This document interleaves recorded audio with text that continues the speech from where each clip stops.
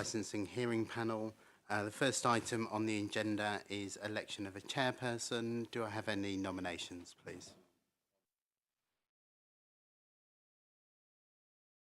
Thank you. Thank you very much. I've no apologies for absence, and I've no record of meeting to sign within the meeting today. I have no urgent matters by reason of special circumstance. And are there any declarations of disclosable pecuniary interest or other significant interest, members, today on today's agenda? And before I go to item 6, can I allow our 4th member to leave, please? Thank you very much. Thanks very much, Ron. Thank you for coming.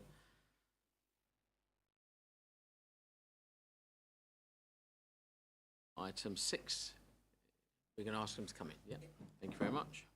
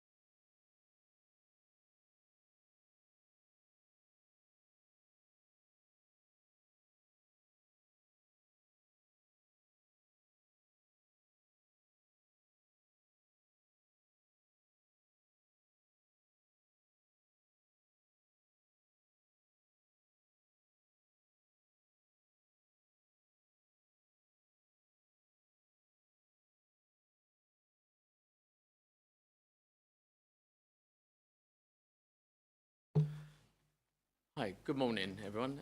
Before I go to the item, can we just introduce ourselves, please? Councillor.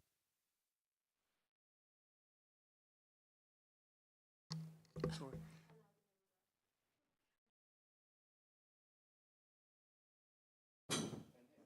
Press it once.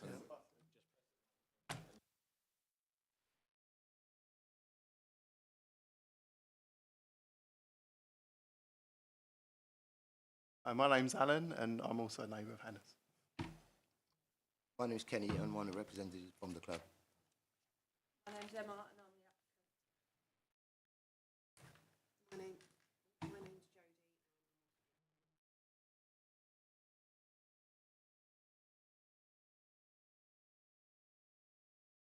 Jodie. Katie Honeywood, Assistant Licensing Manager. Vicky Nutley, Legal Advisor to the panel. Steve Dickens, Democratic Services Officer. Councillor Barry Kemp, a member of this committee and a representative from Rainham South West. And I'm Councillor Damadon. I'm the chair of today's committee. Welcome, everyone. Thank you. Katie, I'm going to go to you for item 6. Thank you very much. Thank you, Chair. Good morning. On the 6th of March 2026, an application was received for a full variation to a club premises certificate for Walderslade Working Men's Club and Institute at 274 Walderslade Road, Chatham. This application is to add the outside car park area to the licensable area and increase the hours for supply of alcohol to its members on the premises from 12 to midnight on Friday, Saturday and Sunday to 10:30 a.m. until 1 a.m. on Friday, Saturday and Sunday.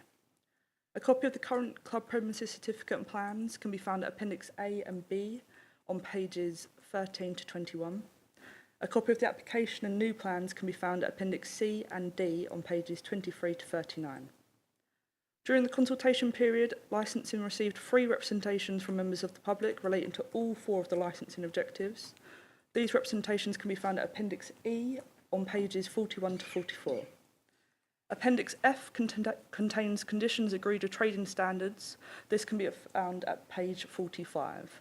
No other responsible authorities made representations to this variation application.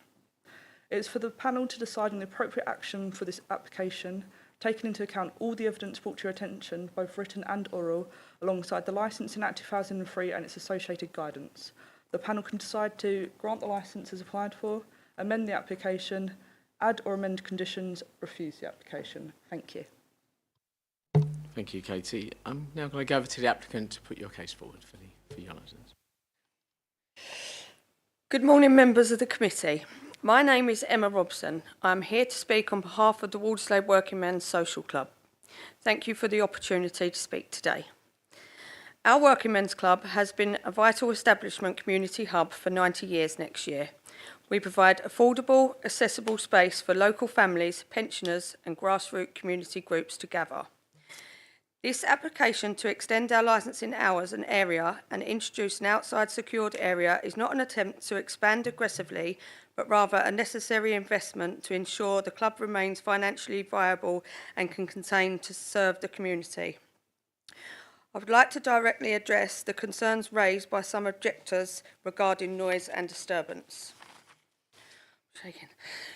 We are a responsible operator. We have proactively agreed to strict operating hours and a dedicated noise management plan limiting the use of the outdoor area to 9 p.m. and keeping all windows and doors closed during live events, inside which we currently follow.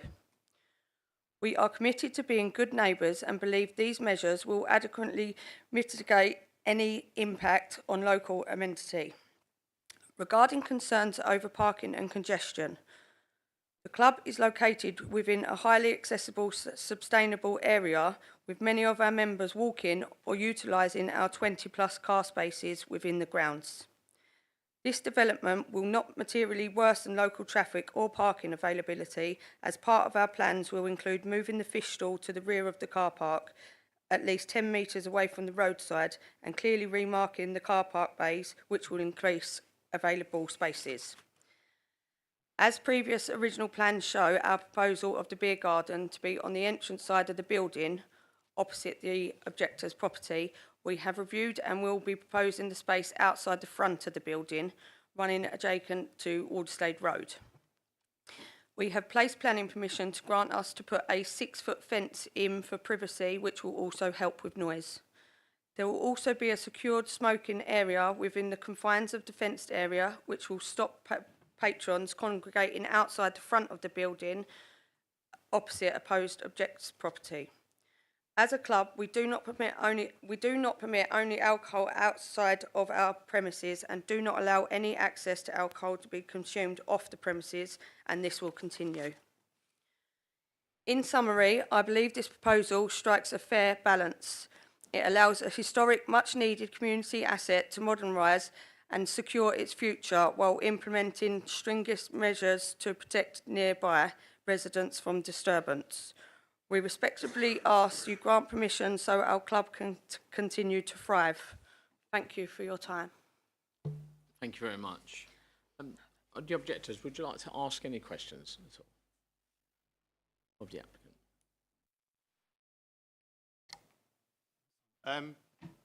We had a meeting about 3 weeks ago at the club, and part of this sort of mediation with the changing of where the beer gardens to sit was part of the discussions.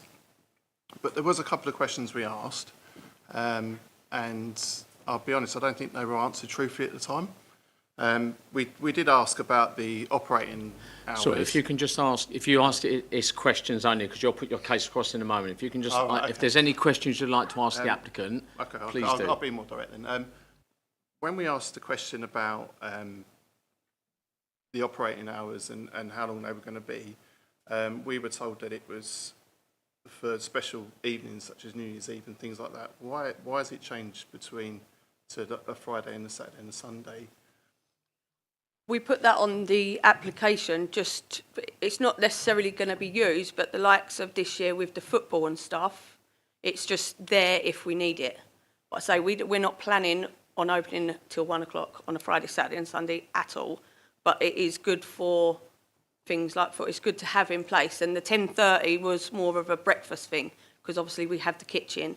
So it was to build their custom a bit to help them. I think we're okay about 10:30. I think it's more the sort of later one. Also, the other one, when we said about the beer garden sort of being when it would shut, we sort of spoke about it shutting at 7. So why is it now 9 o'clock? Again, just to give us that little bit of leeway. We're not, like we said, if it causes a problem, we'll work with you, not against you. That's why when we had the discussion of it being outside, we'd move it to the corner so then it's not there. And obviously, when we don't actually have to put a 6-foot fence up, but we're doing that for use.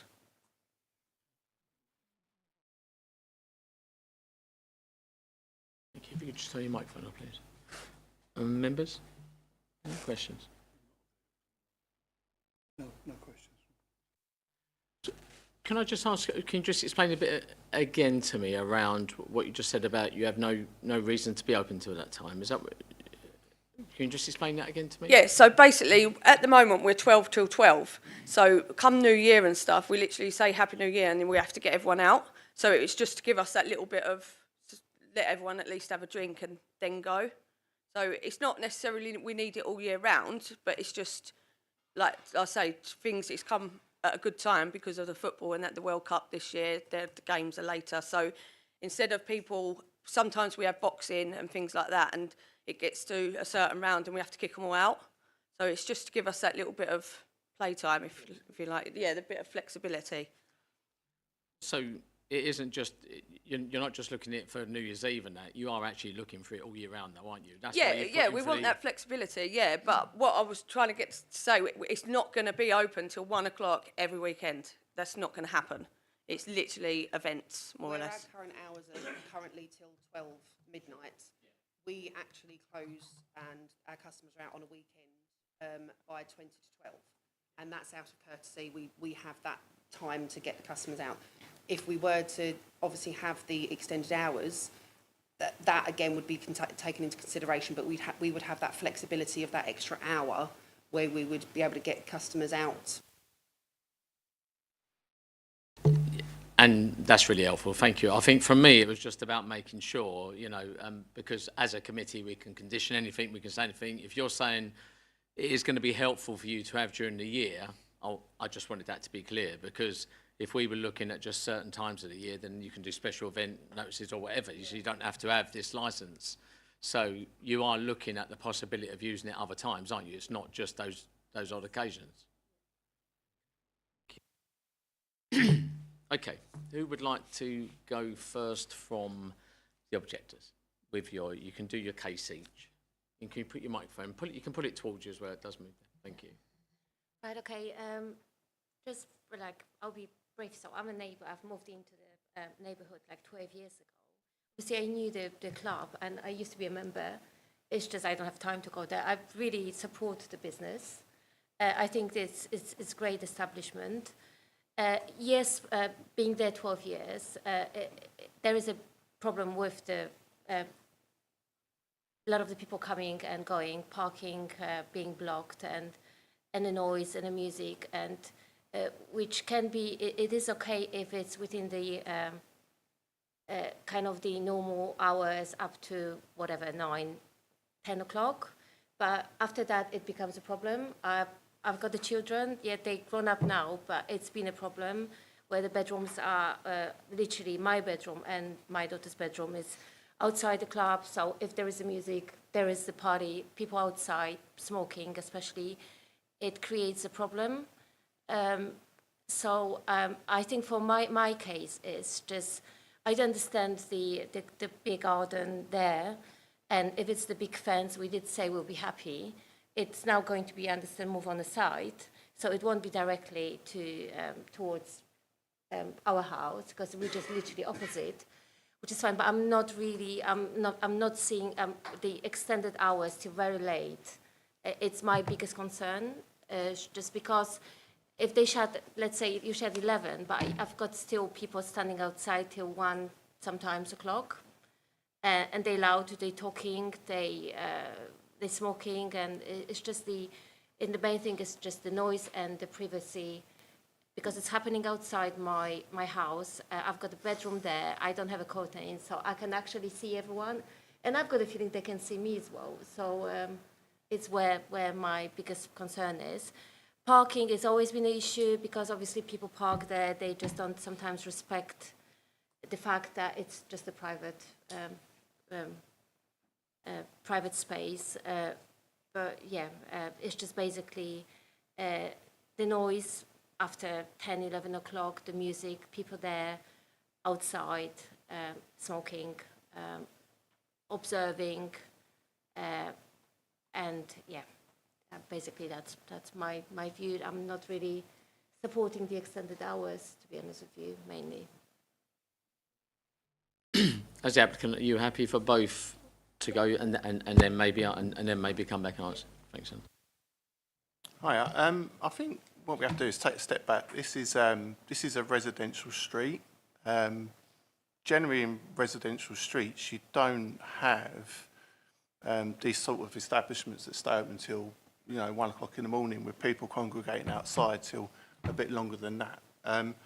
But I do sit on a fence of, I understand certain events and things. What I think is, at the moment, this application's a little bit flaky in that it's a Friday, Saturday and Sunday. So what that does, it opens up room for it to be kind of on say-so. It's not defined. And I understand that there is a World Cup coming up. There is potential to make extra money for a club that needs extra money. I get it. It's been there a long time. Is there any chance, I think you mentioned earlier, that there's certain definition into the application for specific events rather than having a flaky Friday, Saturday and Sunday?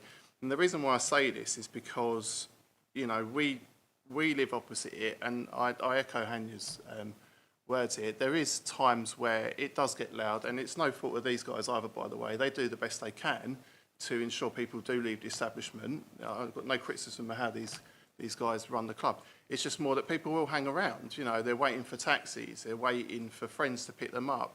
We get loud bibs. Up to sort of midnight, we sort of tolerate it. But I think if we're then going into sort of 1 and post that till 2 in the morning, I've got a household of 5 kids. I've got a baby in who's 1.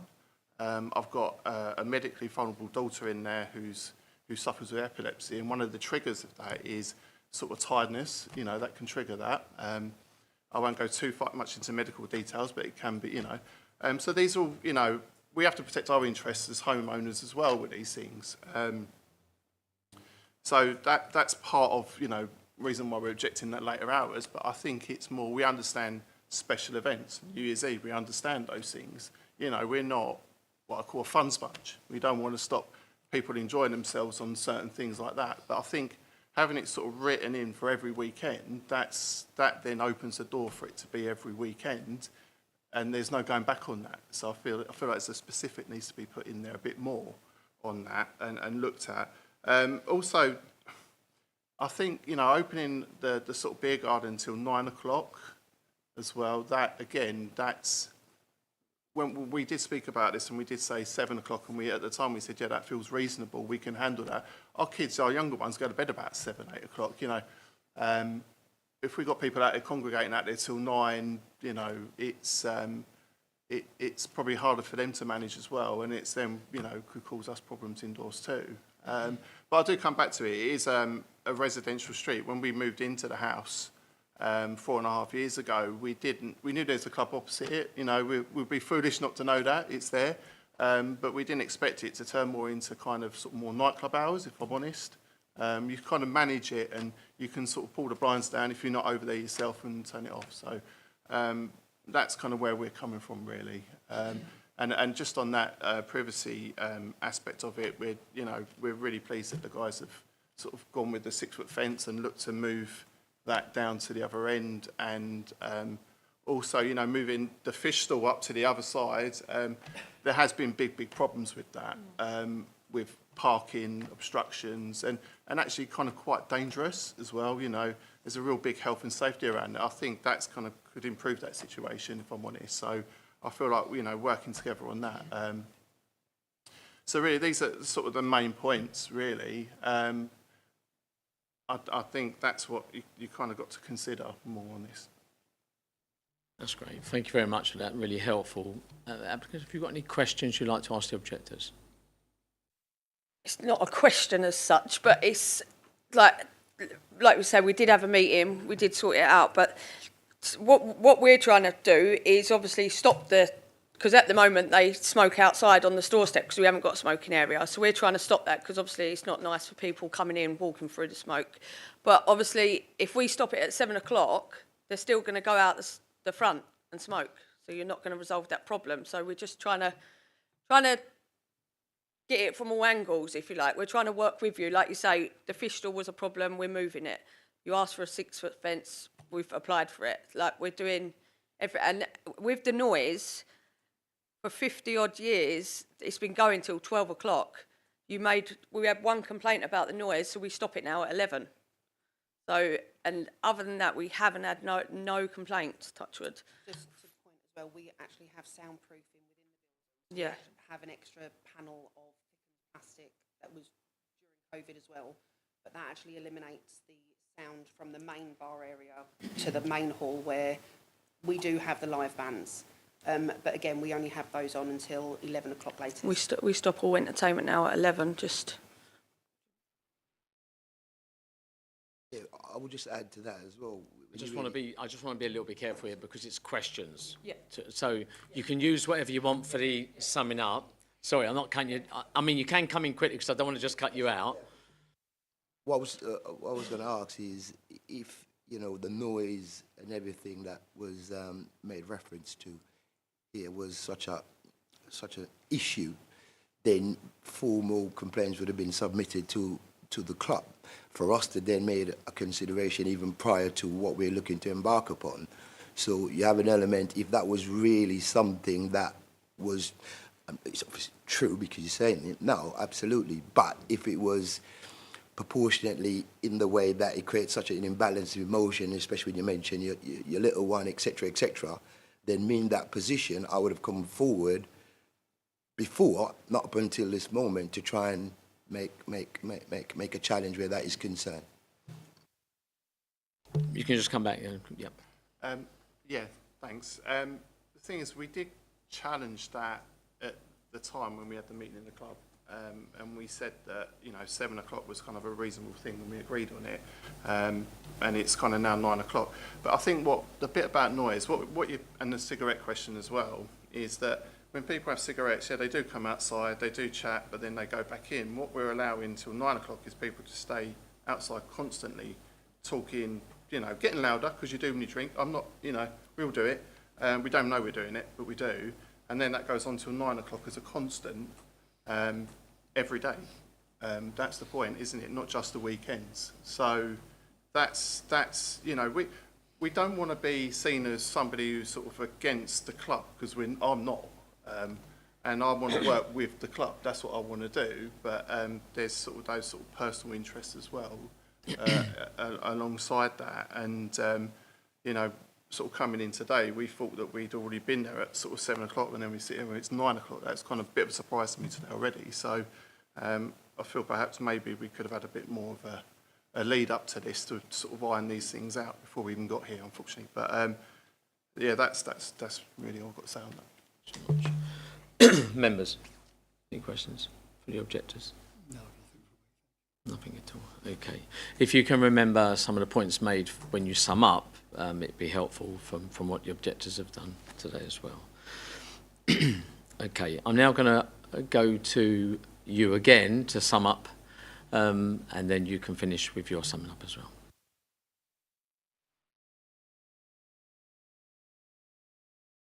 Okay. So in summary, it feels like we've got somewhere on the application of the beer garden itself, in terms of location, and the 6-foot fence, which we really appreciate. You know, that's sort of working together as a you know, sort of that neighbourhood community with the club. Some of the little surprises that come out today, not so good. You know, the sort of the 9 o'clock. I feel like we need to sort of look at that a bit more. I feel like for us that it has to be a more specific time frame to that. And also, you know, I think both sides of the fence here are sitting here and saying the same thing. And I think I speak for most residents in the street that opening hours till 1 all the time, and that being sort of legislative into the licensing agreement for a Friday, Saturday and a Sunday, Friday, Saturday and Sunday with those bank holidays, I imagine, isn't, you know, it's not defined enough to the purpose. It should be sort of more specific arrangements for certain events and being allowed in. How that gets written in, I'm not sure. But You know, and even sort of talking about the World Cup, not all games on a Friday, Saturday and Sunday either, are they? So that's the other point. But putting that aside, you know, it's, for us really, it's more sort of the noise levels, that sort of invasion of privacy, that having to, you know, shut windows when it's hot, you know, till 1, 2 in the morning, you know, things like that. It's kids going to bed, not being able to go to bed during the week when they've got school because, you know, there's an outside area that's still being used till 9 o'clock. There's all these considerations from our point of view, really. You know, we're not completely against everything. We just want a sort of a compromise, really. Thank you very much. Thank you for that. Are you okay, both summary? Yeah, we're on the same page. Okay, thank you. Over to you, just to sum up your case then. Yeah, so like we said, we do want to work with you. That's one thing we are going to do. And obviously, we did change the area to the corner. And at the time, yous were very happy with that. The timing has got a bit later because, like I say, it's not going to, if we shut it too early, it's not going to solve the problem because they're still going to be out the front. You wanted to add something, didn't you? Also, in consideration, obviously, with our licensing for the outside area for us to be able to have a beer garden, within that licence, my understanding is that the licensing hours would include that area. So we have taken that into consideration. Obviously, our neighbours, we don't want to upset anyone. We've all got children. We want to consider the fact that you have children and it's bedtime. We don't really want to be there that late at night anyway. So that's why we've put 9 o'clock in place. If we decide that someone's being a bit too rowdy, we will not be letting them out. The same as if they're a bit too much inside, they'll be asked to leave. Everyone is, when they leave the premises, whatever time, we've got notices up asking them to be quiet and be aware of our neighbours. When we have parties or functions, again, we reiterate to our customers that we have got neighbours, please be quiet. We do have the odd one or two that do wait round for taxis and so forth. Again, the staff normally leave about 20 minutes, half hour after. When we leave, we make sure that either they're picked up or that they're being considerate. We can't do any more than what we're doing on that front within the business, with things that we've put in place for noise, things that we've put in place for obviously customers going outside and having a cigarette. We don't want them out the front.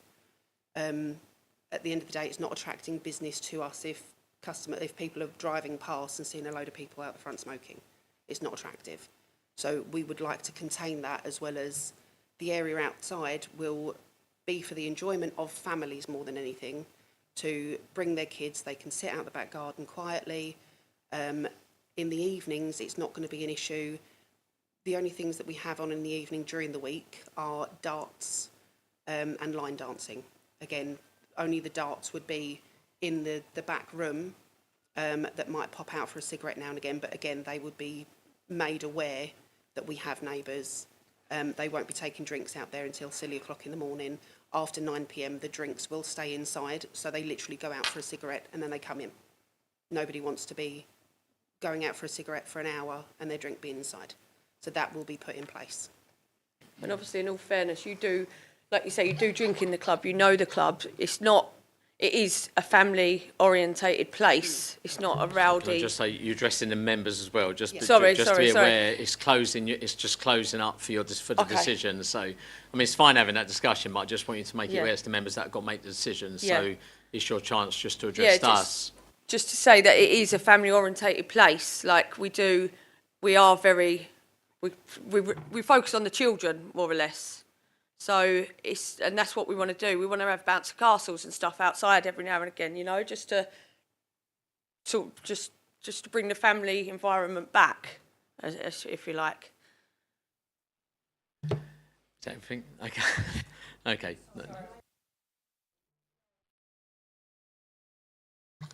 Again, sorry, because we are a members club, an application process is put in place. So the members that we do have, there is a vetting system. If they don't meet certain criteria, they're not allowed to have a membership. Again, if they slip up or we have to have a word with them so many times, again, they're told that they can't use the club, or there's a meeting where things are put in place for them. If, again, it's an issue and they don't go with our rules, we can then put that in place that they're no longer a member. Okay, thank you very much. Thank you for all parties for your honesty this morning. We are going to make a decision this morning, so we can ask you all to just leave the room, and members will make a decision. We'll call you back in shortly.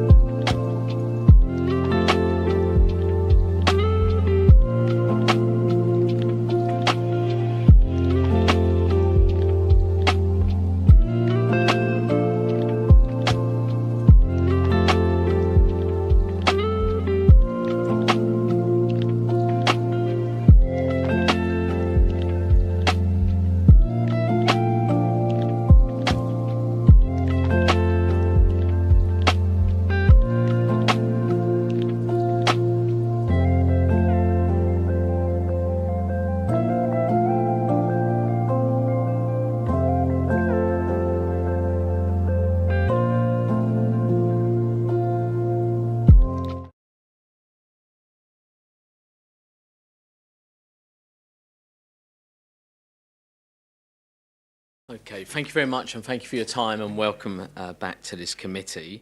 We've looked at everything, we've heard what people have said, and we have agreed the extra hour on your opening times for Friday and Saturday only, not for Sunday. Okay. The other hours, I know there was no debate over that. The earlier opening is fine as well. And I would encourage you, for any other extras you need, is to look at special events, 10s notices, if you needed to going forward on that. My only other point would be is that I've recognised ongoing discussions with the club, and you've been there a long time, and also, you know, recognising what the objectives have said. I would certainly encourage that open dialogue going forward.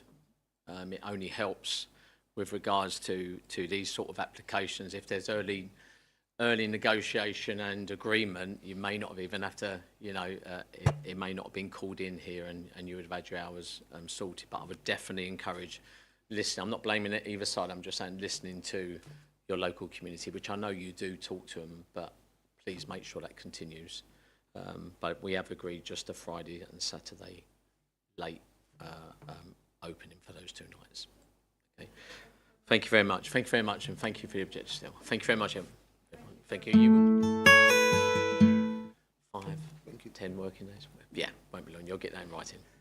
Thank you very much. That starts as of now, doesn't it? It starts as of now, doesn't it? Yeah.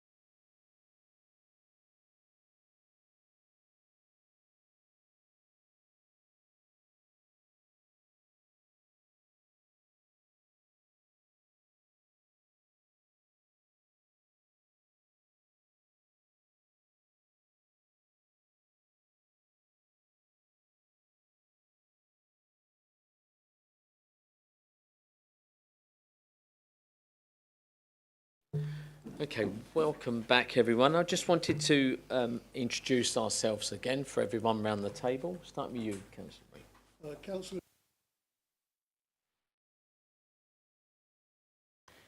Barbara Murray in Public Health. Carrie Knight, Kent Police Licensing. Andrea Smuts, Kent Police Licensing.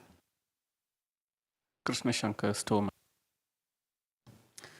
Alexia Alex Regis Rajgula Surya, and I'm the applicant. Good morning, councillors. I'm David Daz. I'm counsel for the applicant.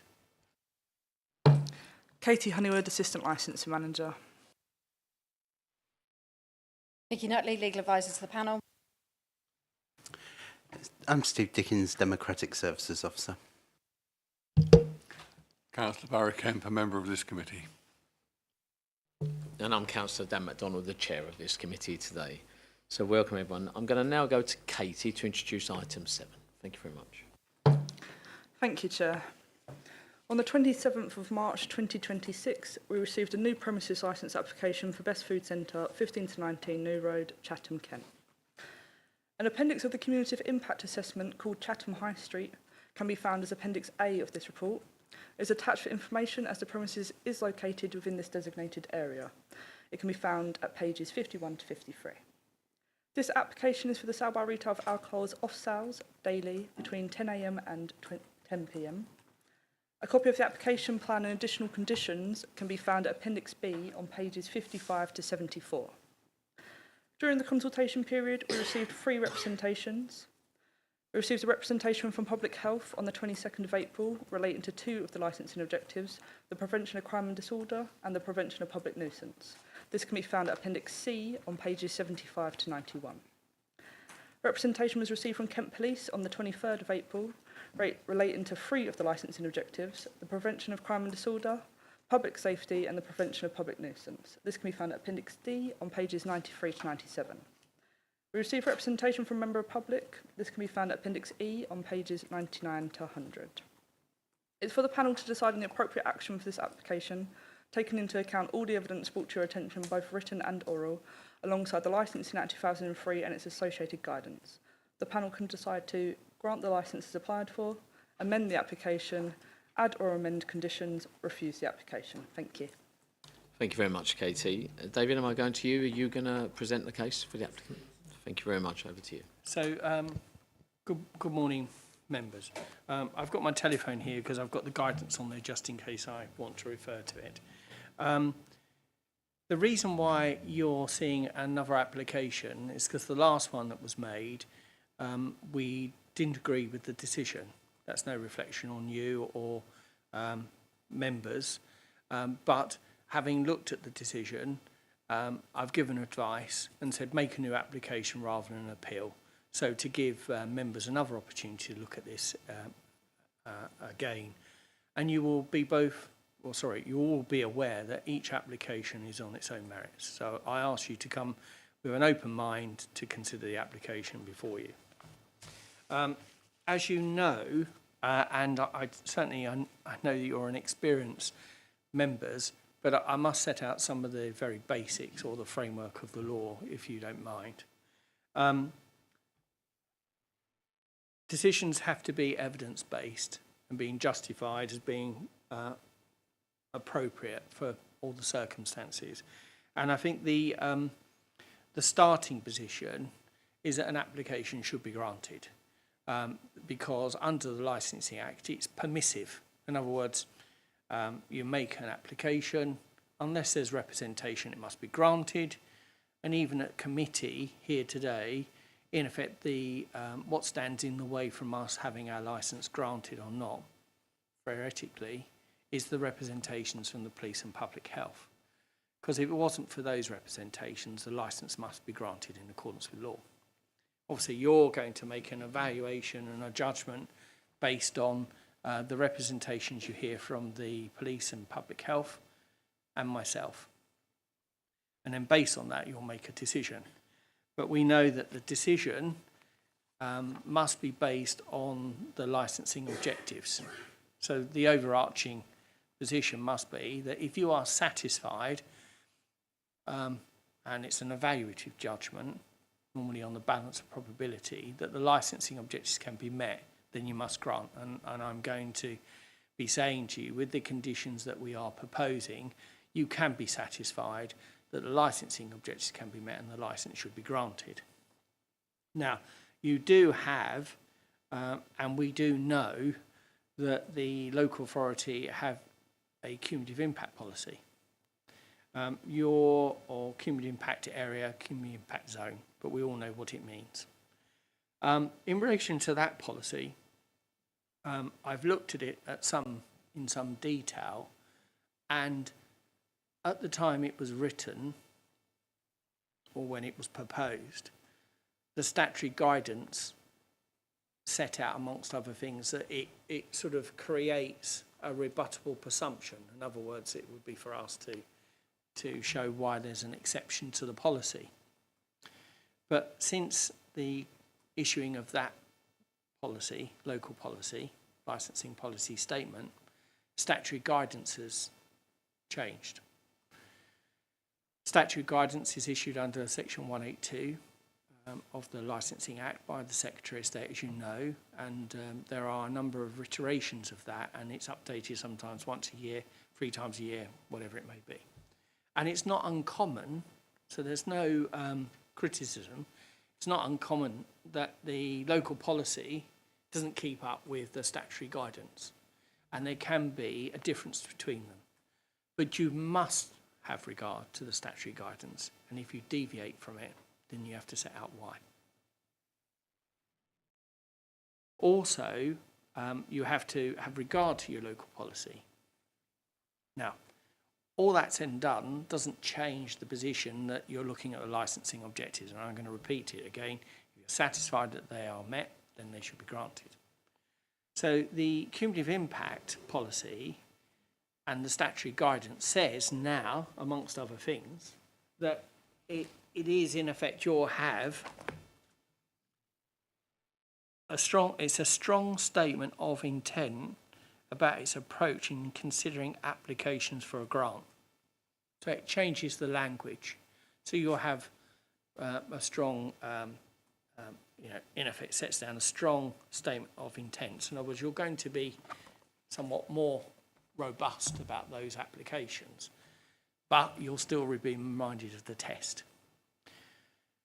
So therefore, I would say that the part of your policy that says there's a rebuttable presumption, it has to be an exception, that's in effect been superseded by the statutory guidance, and that you'll have, in effect, it's displacing that part of your policy. Now, of course, you're going to do an assessment. The statutory guidance also says if you're going to refuse the application, you have to give in your reasons why conditions couldn't have addressed the concerns that you had. I'm putting it that way so it's easier. And so I'm going to say there are conditions that you can put in place to address the concerns raised by public health and the police service, and therefore the licence can be granted. Now, in relation to cumulative impact, we all know what that means, but certainly in relation to off-premises, ordinarily means that we've got too many off licences, we have a problem with street drinking, we have a problem with litter, and it might be a number of things like that, and that we want to address those. Sometimes in certain towns up and down the country, it might be that they're very close to other venues, and there might be preloading or drinking afterwards, a continuation where people are hanging around. I don't believe that's the case here. So what we've done is that we have looked at the policy, looked at conditions which are appropriate to target that concern. That does no more than is necessary and proportionate in all the circumstances. There are other licensed premises nearby, not too far away, but nearby, and they seem to operate without any cause for concern. The police have not provided any data regarding this specific location or any particular issues surrounding some of the premises that are nearby. So one has to be very careful about generalisation, and we should be premises specific, and that we should have information that is looking at this application and the representations. As I say, has to be determined on evidence-based, justified and proportionate. I've not seen any crime data linked to the premises or premises nearby. I've not seen any causal link between the premises that I've identified and any adverse history or effect. I did the representation from the police service, for example. There's a number of organisations which they say are or could be closely associated or near to the premises. For example, Open Road, Ashdown Medway, the a number of other organisations, and the probation office, for example, nearby. But what I've done is I've had a look at those. I don't have the addresses being provided, but I put them into AI, asked it to give me an analysis of any premises nearby, and it actually transpires that actually a lot of those organisations have already near them off licences or bars or premises selling alcohol. And in fact, some of them are over, I think the closest one is nearly 200 metres away, and typically 300, 400, 500. I mean, you've got to go past a number of other premises first. Obviously, the probation service is nearby, but as the police will be aware, if someone is subject to probation and has an appointment, they ought not to, and it would be a breach of the rules if they turned up intoxicated or under the influence of something else. And obviously that puts them in breach of their community order. And if obviously they're in breach, then obviously it can be brought back to court. So generally that does regulate the conduct and behaviour of individuals going to the probation service. But there's no evidence that anyone travelling to the probation service already having to pass 3 or 4 other licensed premises have ever caused any concern. And this is the point. If you put in a generalisation and a general point, it doesn't really take you far because there's no specific evidence. And it's too convenient, I would say, to just put in generality. We're looking at this specific premises. There is no evidence, I say, in the pack that would justify refusal. The premises and the operating schedules are quite robust. I would like to add additional condition that the premises will... Is Councillor Kemp okay? Yep, okay, sorry. I know you're closing your eyes. You may be just closing your eyes because you're concentrating. Okay. If you've got a migraine, do you want us to pause and relist this matter? Carry on, David. I'll control the meeting. That's fine. Thank you. If you carry on, I'll make sure. If Councillor Kemp wants me to stop, I will. Yeah.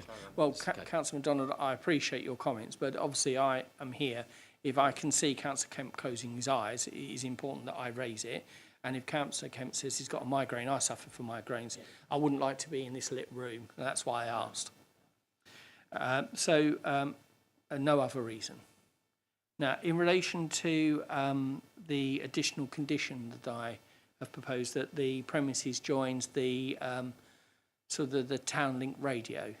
I can't remember exactly what you call it, but it's the Medway radio scheme, and I've spoken to an individual who operates that, and it's around about £1 a day.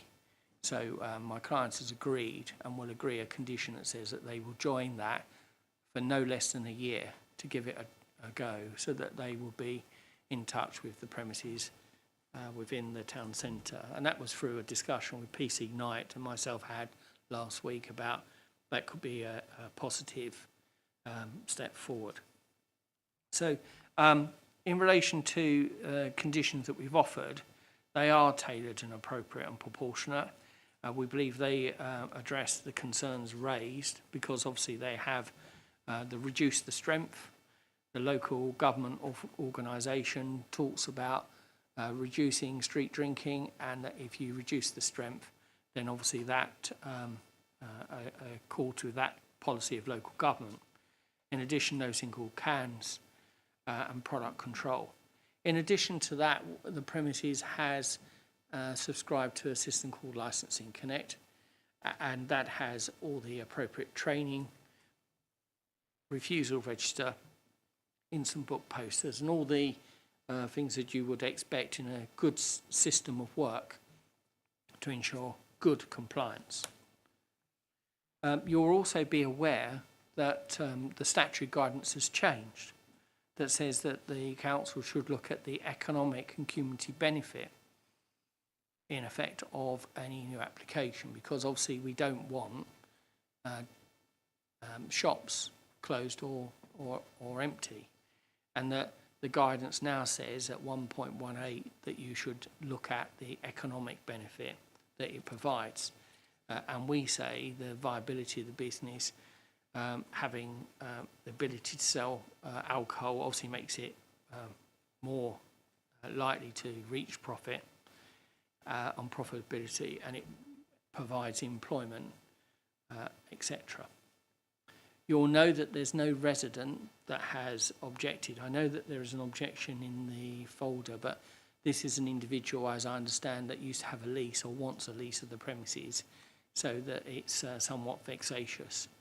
But no local resident has raised any objection, nor has any local councillor. You'll also be aware that the licensing authority have not raised, as a responsible authority, not raised any objection to the application. And following the case of Daniel Thwaite, you'll have regard to that, because clearly if the licensing authority thought that their policy or guidance or this application would undermine the licensing objectives, I say they would be duty bound to raise an objection, and they have not. And that should play into your decision making, Chair. Obviously, I know that you will assess the merits of the individual case. You'll make a decision based on evidence, and obviously your conditions, I say, are preferred over refusal, and that we obviously want the application granted in accordance with the application made. I say this, that you will be aware that there has been a case recently before the Magistrates' Court. Now, that doesn't bind your hands, but generic and non-specific data or information has little or no weight. I know you have a policy, but one would expect there'll be information that will help you and assist you. Generality doesn't, and obviously the court, your local court, has decided that actually when making a decision that you made recently, you were correct in the assessment given by the committee at that time. I don't think you were chairing it, I think it was the vice chair, made the correct decision, the courts have said, in saying, well, hang on a moment, that's general, it's vague. I can't really say much more at the moment about the police representation and public health, because I think they are very general and non-specific. But it might be that when they make representations, if they say anything particular, then I might be invited to come back and comment. I will say this, if I may, Chair, is that I had spoken to the police before the hearing last week. I've not been served with any new information. So I'd ask that if there is any new information, that you stop that being introduced at this late stage, because we wouldn't consent to it and it wouldn't be fair. So unless I can assist you with answering any questions, that is the submission on behalf of the applicant. Thank you for listening. Thank you, David. I'm going to go over to the objectors. I don't know if Carrie wants to go first. Have you any questions for the applicant? Thank you, Chair. Thank you very much for that. That's very detailed. I do have a couple of questions, if that's okay. within my representation, I do highlight that I've got a concern about street drinking and the addition of alcohol within the area, which you've just touched upon. My question is regarding who will be staffed at that location, who is mainly there. I know you've mentioned training, that it will be via Licence and Connect, I believe. But it's to have a better understanding of who will be running that premises and what experience they've had elsewhere, if they've had experience elsewhere operating in a community of impact area as well. I'd appreciate that info. Thank you. Yes, thank you for that question. I did send over to you on Friday the structure, i.e. the applicant. The applicant by profession is an accountant, that the manager has a wealth of experience, and there will be other members of staff who have experience between them in excess of 5 years individually. And so that the premise licence holder and the manager are more than competent. Obviously, there's a personal licence holder, and Chair, you'll be aware that to get a personal licence, you have to go through the training and you have to have the relevant checks. Now, I'm going to, unfortunately, set out what the law says about that question and why one has to be very careful about how far one takes it, because having a personal licence means that there should be the portability, having staff training is for the management, and as long as we can say to you we've got a competent system in place, and what they do, it's Licensing Connect. The statutory guidance says it would normally be the responsibility of the premise licence holder as an employer, and not the licensing authority to ensure that management appointed at the premises are competent and appropriately trained. And that's set out in the statutory guidance at 2.5. So in relation to getting down to micro detail of who's going to be there, what experience, it's not for the committee and it's not for the police service. As long as there's a premise licence holder, there's a DPS and a personal licence holder who is authorising the sale, the law says that meets the objective. That's all that's required in the sense of management.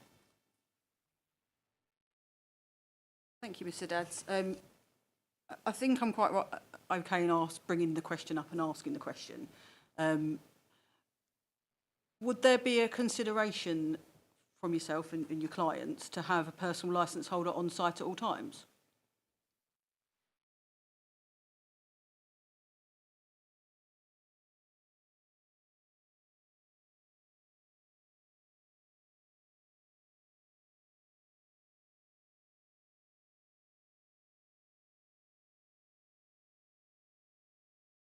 Chair, I know it's an unusual position, but could I just, through you, just ask the officer to clarify, is there any specific days or times that's required rather than it being a blanket 24/7? The reason why I ask is the area in which the premises is located is quite a challenging one. I know there are issues with street drinking, there are issues with drunkards, should we say, and people that cause ASB in the area. I know that premises, a personal licence holder has a slightly more detailed training and knowledge of the problems. That was the reason why I was asking. I can't highlight a time or date or days, should we say. It was just a question. So to answer that, Chair, and I think it is a fair question to ask, although it would have been nice to have a bit more specifics. I don't think it can be completely throughout time. I mean, I've been to the premises myself, and there was no one around, so it was very quiet. There were people moving, and in fact, I know the street reasonably well because I've been there a number of times. In fact, I think there was a nightclub but 20 odd years ago down near the Esso garage that I licensed years ago. I can't remember what it was called, Crystal or something like that. It was a long time ago. So, because the sorting office was is operating or used to operate 24 hours, I don't know if it does now.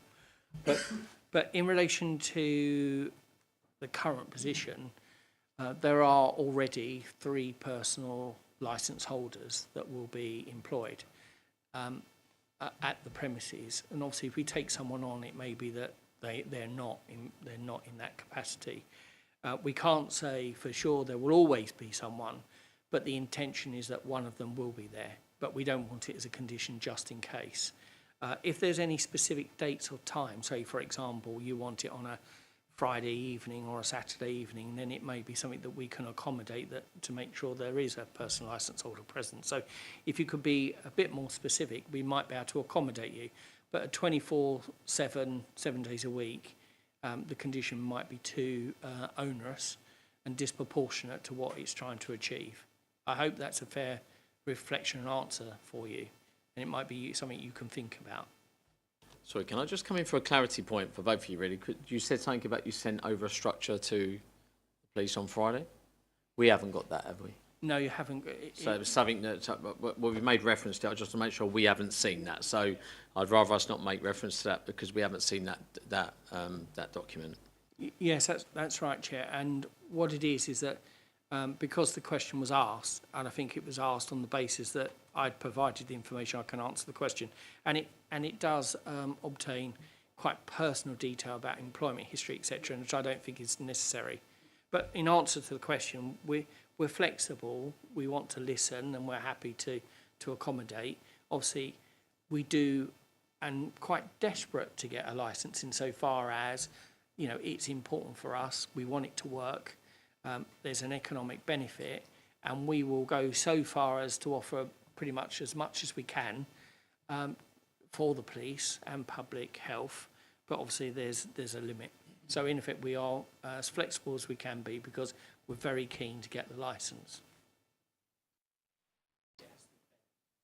Thank you, Mrs. Adge. You made a comment just then. You said that they're quite desperate to get a licence.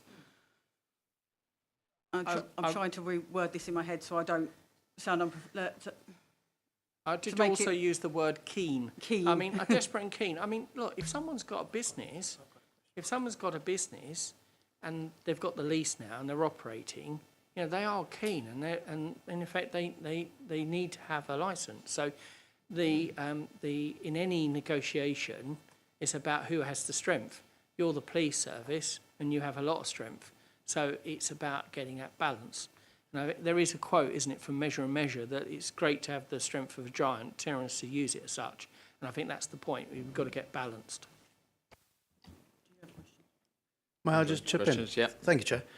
In the interest of economic benefit and growth, is the premises currently a viable business premises without an alcohol licence? That being asked, would its future then be dependent upon alcohol sales? Thank you. The business model is for it to be sale and supply of alcohol. That's why there's a licence. And the economic benefit of that obviously has an effect.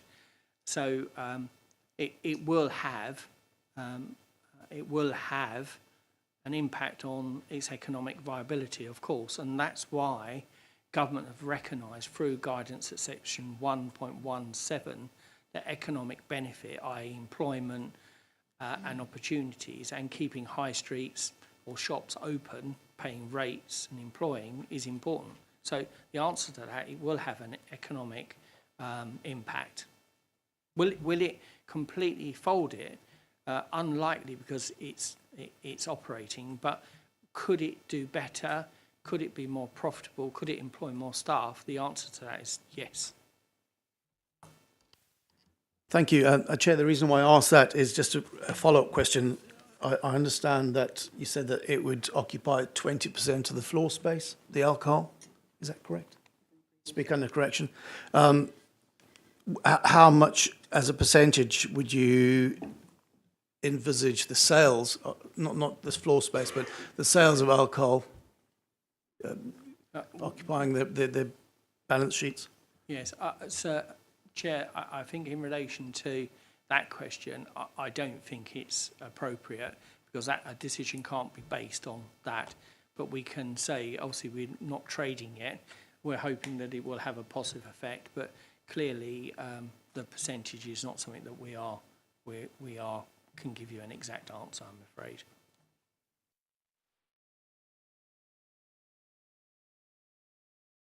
Sorry, Chair, I feel like this is going to go back and forth a little bit, so I do apologise. Thank you for... Do you need a moment? No, that's fine. I appreciate that the... Thank you. I appreciate that the business currently doesn't have a premises licence to sell alcohol, but my understanding is it has been open for a period of time and has been operating as a grocery store / convenience store, should we say. Have you experienced any issues at all from members of the public, persons under the influence at all, and how have you dealt with them so far?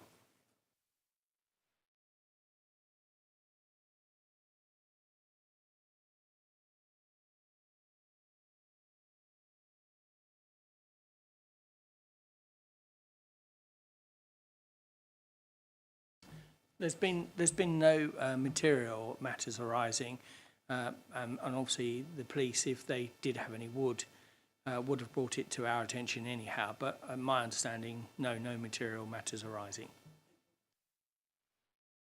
Andre. Thank you, Chair. Thank you, Chair, if I may. It's my understanding also from the application that any alcohol sales would be ancillary to its main function. So pretty much the question would be if they are to be ancillary to any grocery purchases, could you not perhaps envisage any alcohol sales being absolutely ancillary per se and having it in addition to the sale of any groceries, so in addition to and not on its own? Absolutely not. I mean, Chair, it's like, I mean, this question was asked to me last week by the police, and I've said to them that is not a reasonable condition.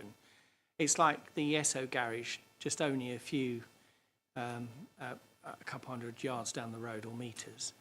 And it's like saying, well, you can only buy, I don't know, the chocolate or the lawful products ancillary to buying fuel or vice versa.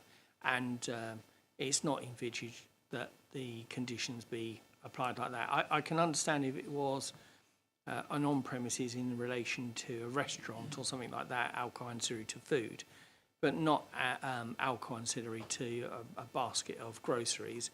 And imagine if that was asked. I wonder whether PC Smuts would answer whether he's ever asked that of Tesco's or another big supermarket, not an independent business trying to work.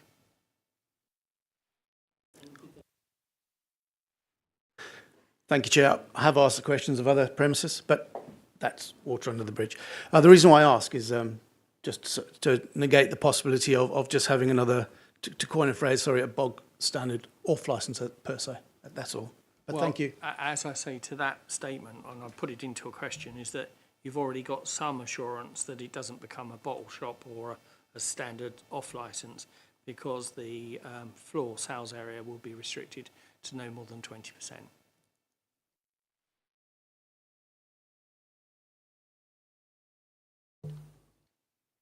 I promise you this is probably the last question I'm going to ask, so apologies for that. You've mentioned about, I think you're referring to Safer Medway partnership with the radios, the Shop Safe radios, should we say. That's an addition to previous conditions that have been supplied by yourself and in previous hearings or previous. Apart from that, what can you just clarify for me, because I may have missed the mark, clarify the difference between the previous hearing and this one, what the difference in the conditions are? I'm not going to do that, and I can see it's a very clever move, but I'm not playing that part, because I can say this. It's not for me to try to say to the committee what the difference is, and the lawyer will also say that plays no part. This is an individual application on its own merits. The conditions that are set out are those conditions that this licence should be granted to, and I think that's how it should be left. I think I was quite right in just asking it, Chair, so I'll leave the matter there. Thank you very much. Okay, Matthew. Okay, thank you. Barbara, do you want to ask some questions? Thank you, Chair. I think it's clear from representations that have been made that, and from the evidence used to support the CIA, that there is real concern in this area about street drinking, for one. Could you explain which specific conditions within the application are there to address these issues, and how those conditions will ensure that alcohol from this premises will not add to the street drinking in the area, please? Well, it's very unusual. It sort of seems like a cross-examination, but I'm happy to answer it. The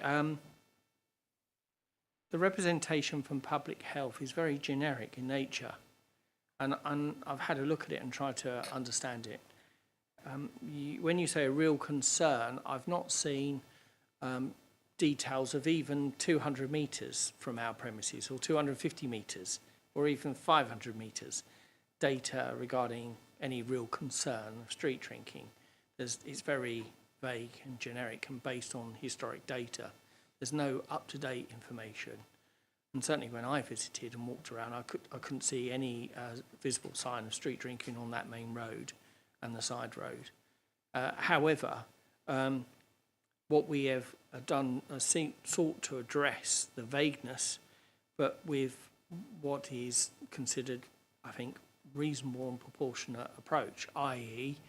making sure all staff are trained to ensure a heightenedness of making sure not to serve anyone who is intoxicated or drunk. And you may say, well, that's standard in any event, but Licensing Connect as a system is not standard. It's digitalised. It's a very thorough and comprehensive system. So there's that. In addition, there is the reduce the strength. You will know local government association say reduce the strength, and we followed that statutory guidance. We've also put a restriction on miniatures. We've put a restriction on the single cans. All these things are there to address any perceived concern regarding street drinkers. I noticed in your representation, I thought it was disingenuous actually, and I'll say it now in public, that you said it was like a scattergun approach. It's a proper thought-through application made by us as a firm. And I take great exception to the idea that it's just generic in nature. It's not. It's been looked at, it's been considered, and the conditions being offered are reasonable, proportionate in all the circumstances. It's not a scattergun approach. And I think the conditions offered are reasonable. In a recent appeal at the Magistrates' Court, which you gave evidence, the magistrates determined that your evidence was vague. Sorry, no, I'm answering. We're going into. No, I'm entitled to answer, Councillor MacDonald. Sorry, I'm the chair. I'm the chair of the meeting today. I just want to remind you of that, and I don't want to stray into. Why are you saying that to me, Chair? Well, no, because you're being asked questions. We're doing. You'll be able to ask the objectors questions as well very clearly.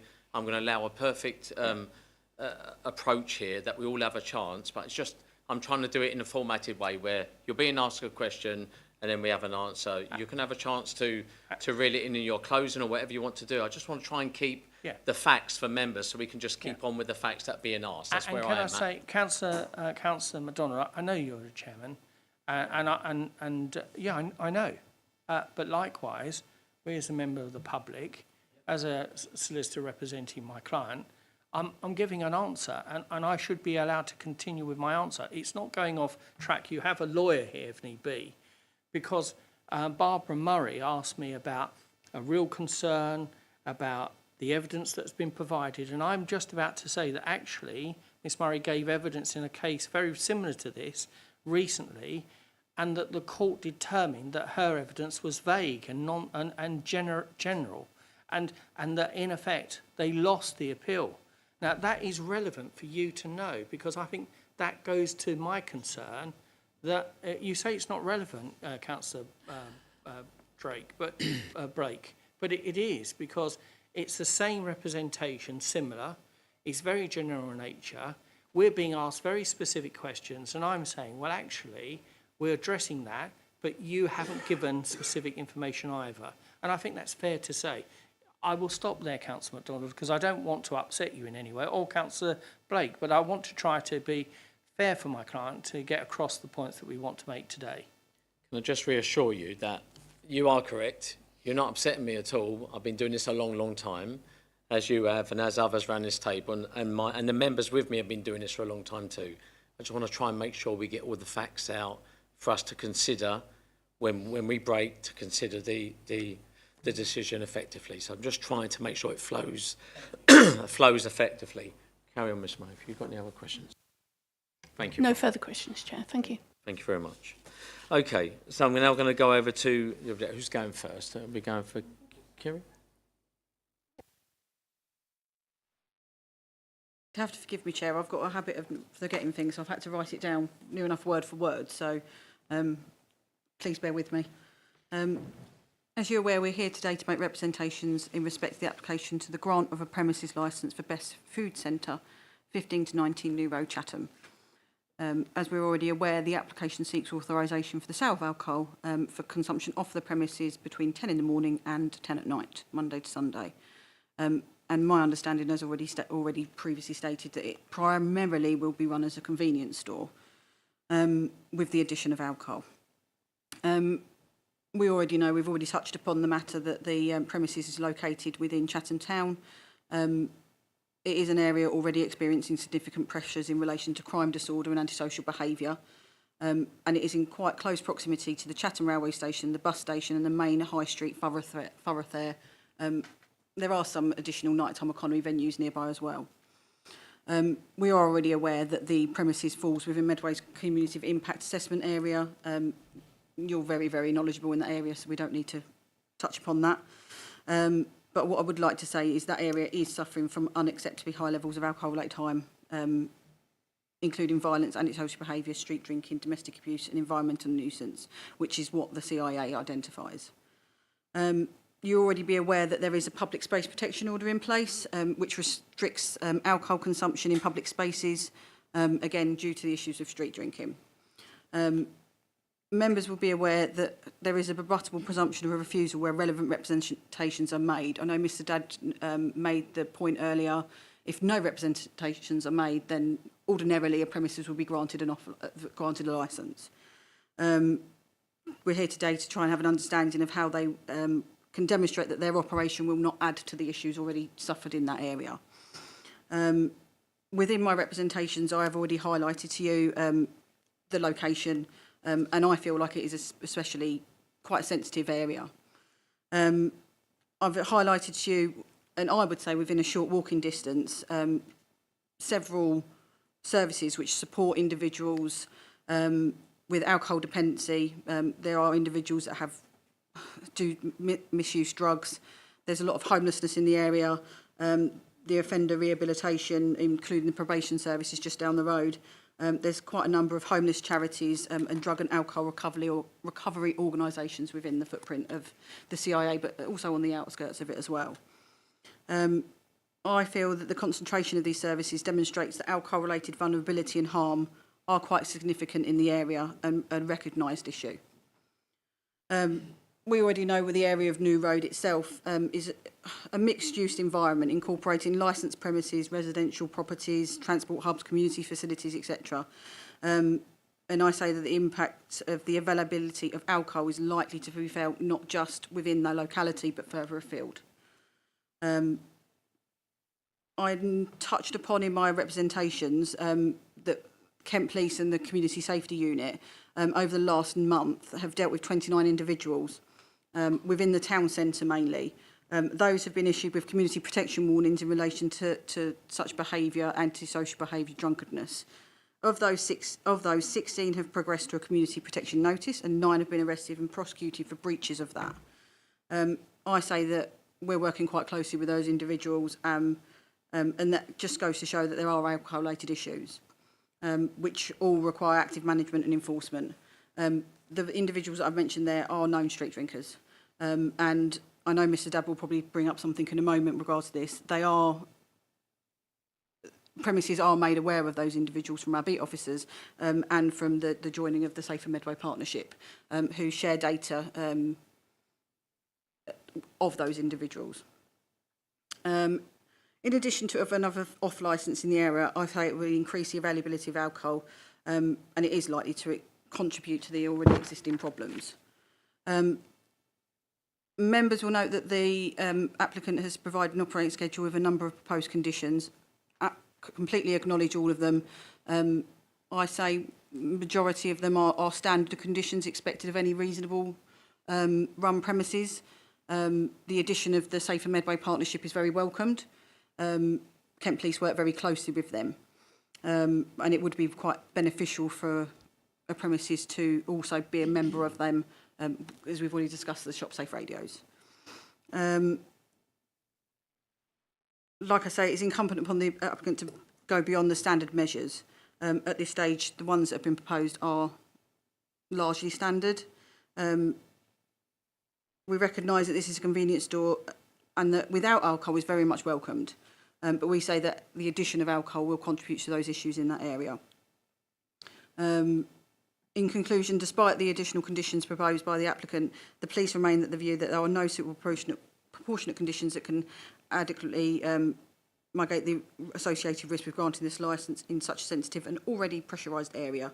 For those reasons, Kent Police respectfully submit that the granting of this application would undermine the licence objectives, which are crime and disorder, public safety, and therefore request that this application be refused. Can I have a sip of water now? Thank you, Kerry. The applicant would like to ask the police any questions. Yes, please, through you, Chair. In relation to New Road, are any of the community protection notices related to any person in that road? Specifically New Road? Yes. If you will give me a moment, I will find out for you. Because you said in your answer it was mainly the town centre. Just want to know if it sort of migrated out to New Road. I can't answer that specifically, as in New Road, but what I will say is everywhere is within about 5-minute walk of each other. Is that true of? Is that true when you say 5 minutes of each other? That's true of the services that you're talking about as well, aren't you? The open road, etc. It's all 5-10 minute walking distance of each other. I'm not going to give a specific time, but they are all within close proximity. Yes, yeah. Yes. Thank you. Fair to say that you haven't provided any specific crime data in relation to your application. I'm not asking you to provide it, but as a general proposition, it's a generality. There's no specific, is there? I knew you were going to ask this question regarding up-to-date data. The CIA has already had a lot of work done in it previously. Yes, I appreciate it. It's not within the last 3 months, but that highlights that this is a problem area. I haven't given you any data within the last 3 to 6 months, no. But in your representation, with the greatest respect, I look at it here and it starts at page 95 through to page 97. There is no crime data provided in there. As I say, I'm not asking for you to provide it today, it's too late, but it's a fair question. There's no crime data in that 3 page of representations, is there? There's no crime data within the representations, but the CIA has identified there are issues in that area. No further questions, Chair. Thank you very much. Barbara, would you like to put your objection across? Thank you, Chair. So the Director of Public Health is making representations under the Prevention of Crime and Disorder and the Prevention of Public Nuisance objections. The evidence used to support the CIA as far as crime and disorder is concerned was of alcohol-related crime and this was crime, disorder and nuisance, and was supplied by both Kent Police and Public Health. And I'd refer you to pages 77 and 78 of the agenda. The Council Business Intelligence Team produces ward profiles.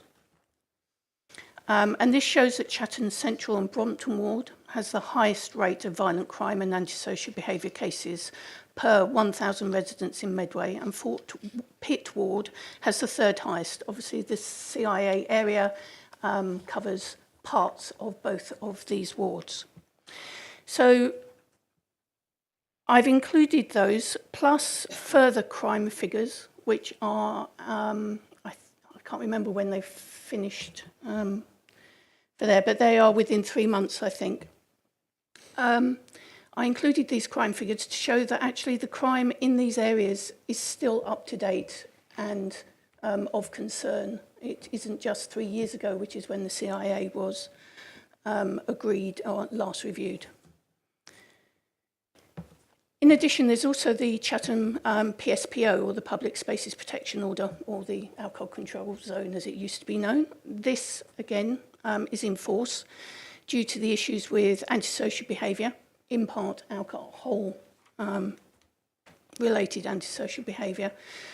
And this covers the majority of the Chatham CIA area, and I included a map which can be found on page 78 of the agenda reports back for your information.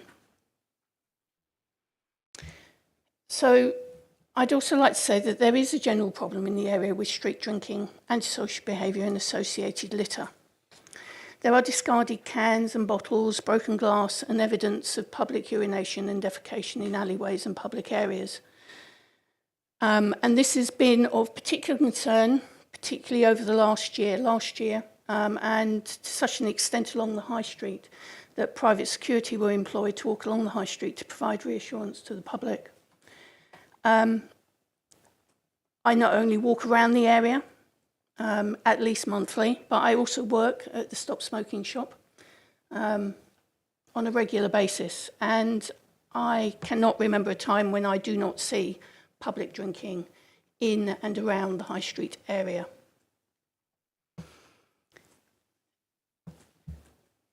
There is alcohol litter throughout the High Street and the surrounding area, including New Road. And this is evidenced, I've produced evidence of this by the photographs which are attached at page 88 onwards. And while this in itself is a nuisance and can be classed as a nuisance, I think it also illustrates the wider problem of street and public drinking, with people walking around, drinking alcohol and then discarding the empty cans and bottles. There are pictures, only two, I believe, of discarded alcohol can and bottle outside the entrance to the probation office. There's also, as I was walking around when I took these photographs, there was an area at, just by the car parks up at the Mount, which is just at the end of New Road. And it was an area where there were scattered cans and bottles, and it was obvious that people, or a person, I suspect people, were gathered there and drinking in public. And that in itself was 50, 60 metres away from this premises. Certainly only 2 minutes walk. I'd also like to point out to you that many of the products shown in the photographs are not high-strength beer or cider. There's Stella Artois, Budweiser in 1664. There are also bottles, large bottles of spirits. And all of these could be sold by the premises under the conditions that have been offered. And the litter and public drinking is prevalent all over this area, and it's not just confined to the defined CI area. Thank you, Chair. Thank you, Barbara. Questions from the applicant, please, for Barbara. Yes, please. Barbara, could you assist me in relation to your own professional qualifications? Can you tell me if you are qualified to provide a statistical analysis? Are you a statistician? No, and I haven't. And the your report in relation to the data, who has put that together for you and compiled it? And sorry, I'm just going to ask some legal advice here, because we started the question about pulling Barbara apart again. I'm just a little bit concerned pulling about what? this. Sorry. About asking whether Barbara was qualified in her position. I just want to check with legal, just making sure where we're getting with the question here. But Vicky. I think the gist of the question is fair. Were the statistics provided by someone who was qualified? Yeah. I don't think it's fair to target that at the person who is representing, on the basis that she did say right at the outset she's here on behalf of the Director of Public Health and all the resources to which they have access. So whilst the gist of the question, understood, I think take the personality out of it would be my advice. Well, Chair, my second question was, I don't know the lady's professional qualification, isn't it? It's right for me to ask.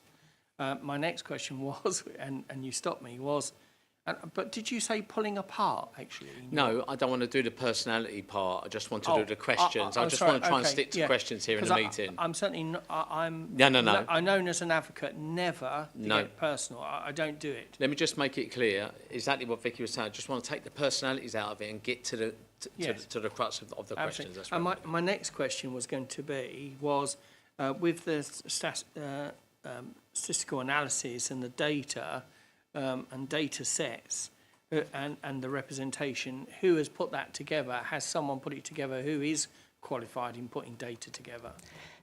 The representations were written by me. The data set which you are looking at, that is the business intelligence team, as I said, for the council. So in relation to any specific data regarding our premises and, say, the immediate 250 metres radius, have you provided any analysis for that?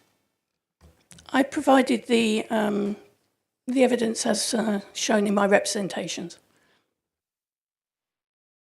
And do you accept that, for example, if you bring in details, say, for example, if we look at page 77, I'm conscious that I mustn't be doing cross-examination, but I'm just trying to get points of clarification.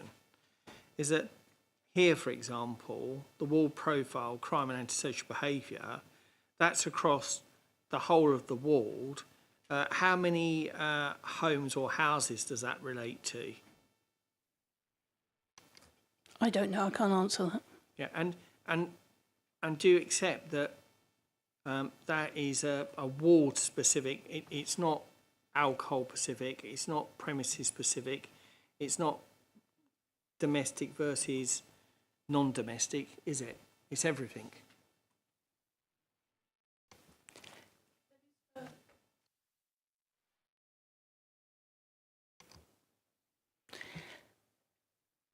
The full rationale is contained in my Annex 1, as I explained, with further ward figures given in that from police.uk, which takes figures directly from Kent Police.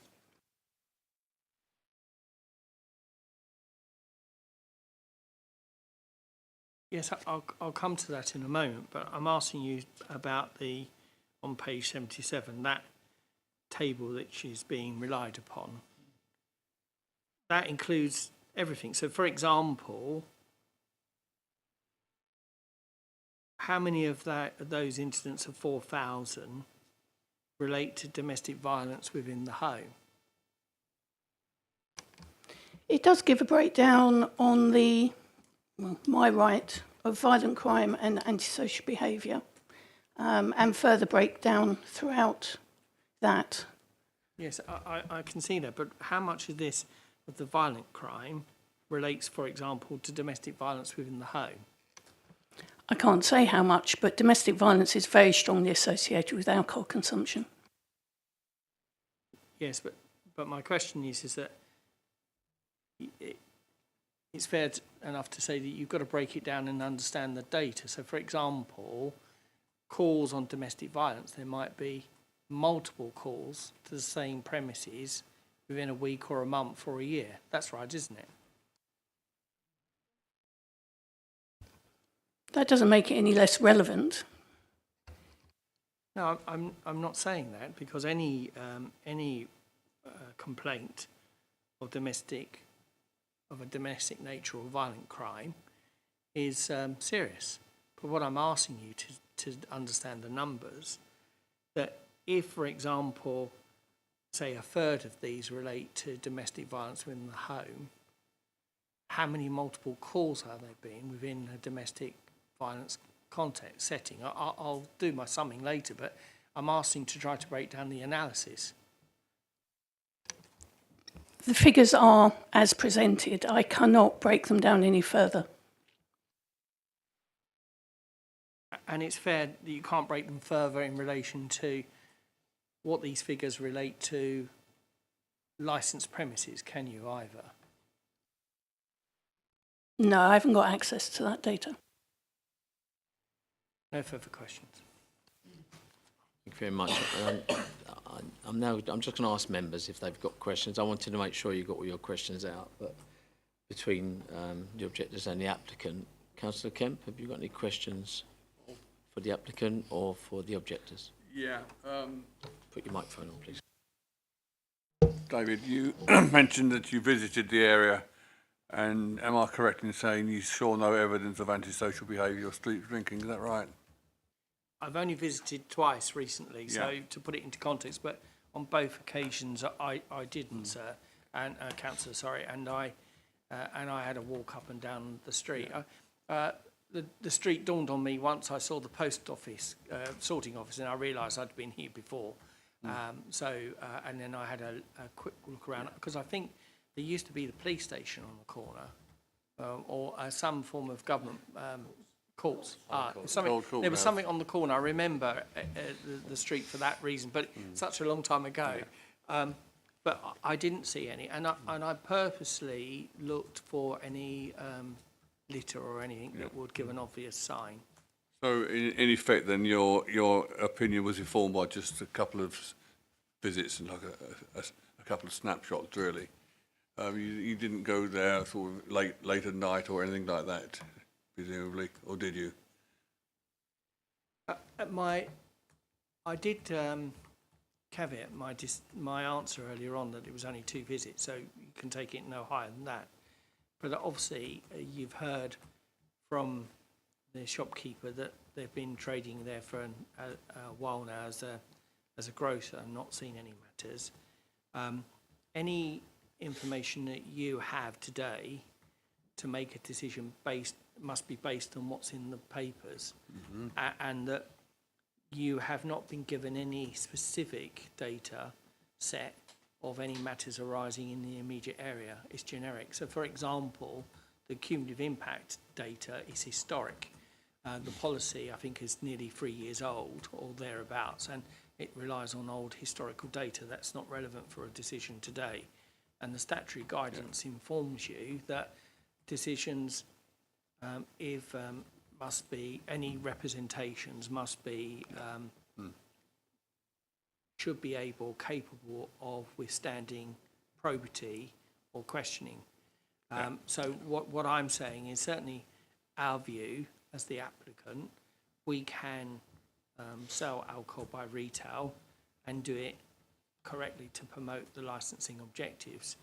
And our view is, and there's no other view because you've not been provided any information at all about the locality from anyone else. So the only evidence you have got is ours. It might only be a couple of days visit from me, maybe only a month or so for the trading of the retailer, but there's no other information. And more importantly, last point, 30 seconds, no resident in the street or local ward council has raised an objection, nor has your licensing authority. Yeah, but my question was, did you, in your evidence, you said you see no evidence, and you just repeated that. That could be, well, you know, depending on what time of the day you went there or evening, or it could just be the fact that the CIA is actually working effectively in that area. Thank you. Well, if I could just briefly just answer that question in sort of 60 seconds, is that the burden really rests with those raising the objection the scheme is permissive. The Licensing Act says I should be granted a licence unless there's evidence contrary, and that there's been no other evidence provided to what I have set out and said, and that the cumulative impact policy, it makes it really clear in the guidance. It's not there to set quotas. It's not there as a bar, and that it may be that if I was asking for something right in the centre of town, you know, I may have to do different things. I may have to offer a personal licence holder at all times, for example. So there may be other things that I'd have to offer. But here, I think we've been more than fair and robust in the offering that we've made. Thank you. Councillor Blake, anything for the applicant? Thank you. Thank you for your presentation and your input today. I'd like to refer to page 78, which I think is very relevant to the application, very relevant to what we're dealing with today. And really the report, as is outlined on this particular page, it actually says further data supporting the concerns around the prevalence of reported violence and sexual crime and antisocial behaviour covering the 12 months, March 2025 to February 26, in and around the CIA area, is being included in Annex 1. Then goes on about the prevention of public nuisance. Chatham is a hotspot for alcohol-related nuisance in the form of antisocial behaviour, street drinking, alcohol-related litter. And really, I'm highlighting these particular issues because I think my question is that are you actually disputing the evidence and the data that is being presented to this application today? If I could give you a full answer, please, Councillor Blake. If I just turn to the, say, page 82, because I think it refers to the annex. Here's your crime data or statistics, provided the crime levels overall. So to your question, do I dispute that table? No, of course I don't, because that's a table that's provided by, and if it's copied correctly, and I don't dispute that it's analogous to what is presented on the computer screen. But what I do challenge, and this is the important point, is that that data set has not been analysed in relation to this application or licensed premises. So, for example, it's common or commonly known that violence and sexual offences, that will have a component of domestic violence. It's normally about a third, statistically, nationally. So immediately, those are matters which are arising in the home, very serious. Some of those calls may be multiple calls to the home, and normally where domestic violence takes place, it's not normally a one call, it's normally there's a pattern. So you would need to break that down too. Then there could be violence that is on the railway, it could be violence in a town centre, it could be violence in a home. It could be violence that's linked with, for example, burglary or public order. So some of these matters here, whilst they may be reported individually, they might be grouped. So, for example, where you have a violent struggle in a burglary or something happening on the street, it may be noted as a number of notifiable offences. And then in addition to that, for example, burglary will be on there as a statistical analysis, but some of those will occur or could occur mainly in the evening, or they may be non-domestic. So we don't know what time of day they occur.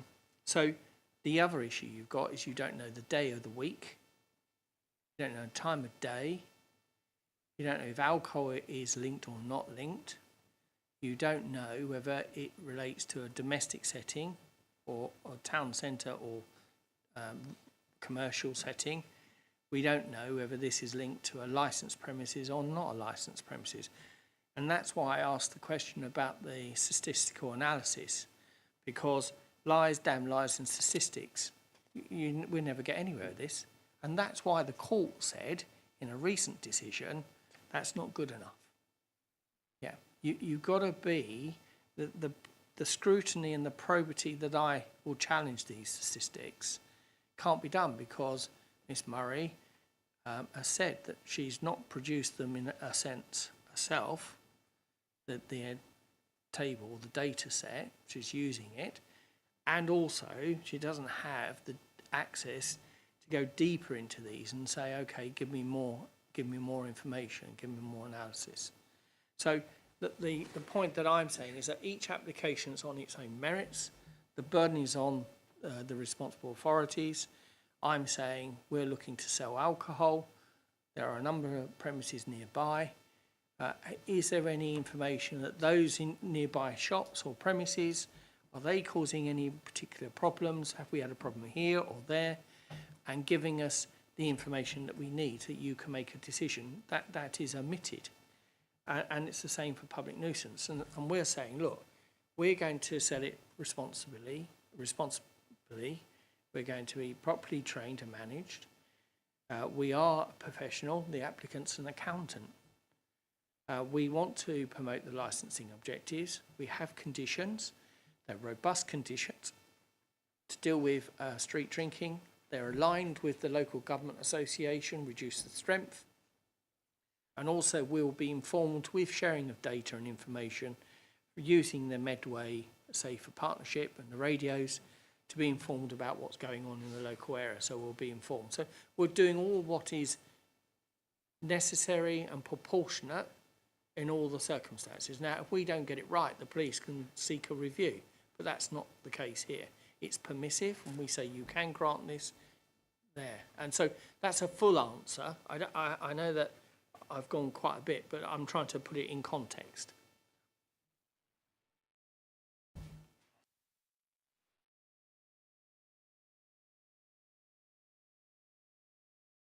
Just one from me.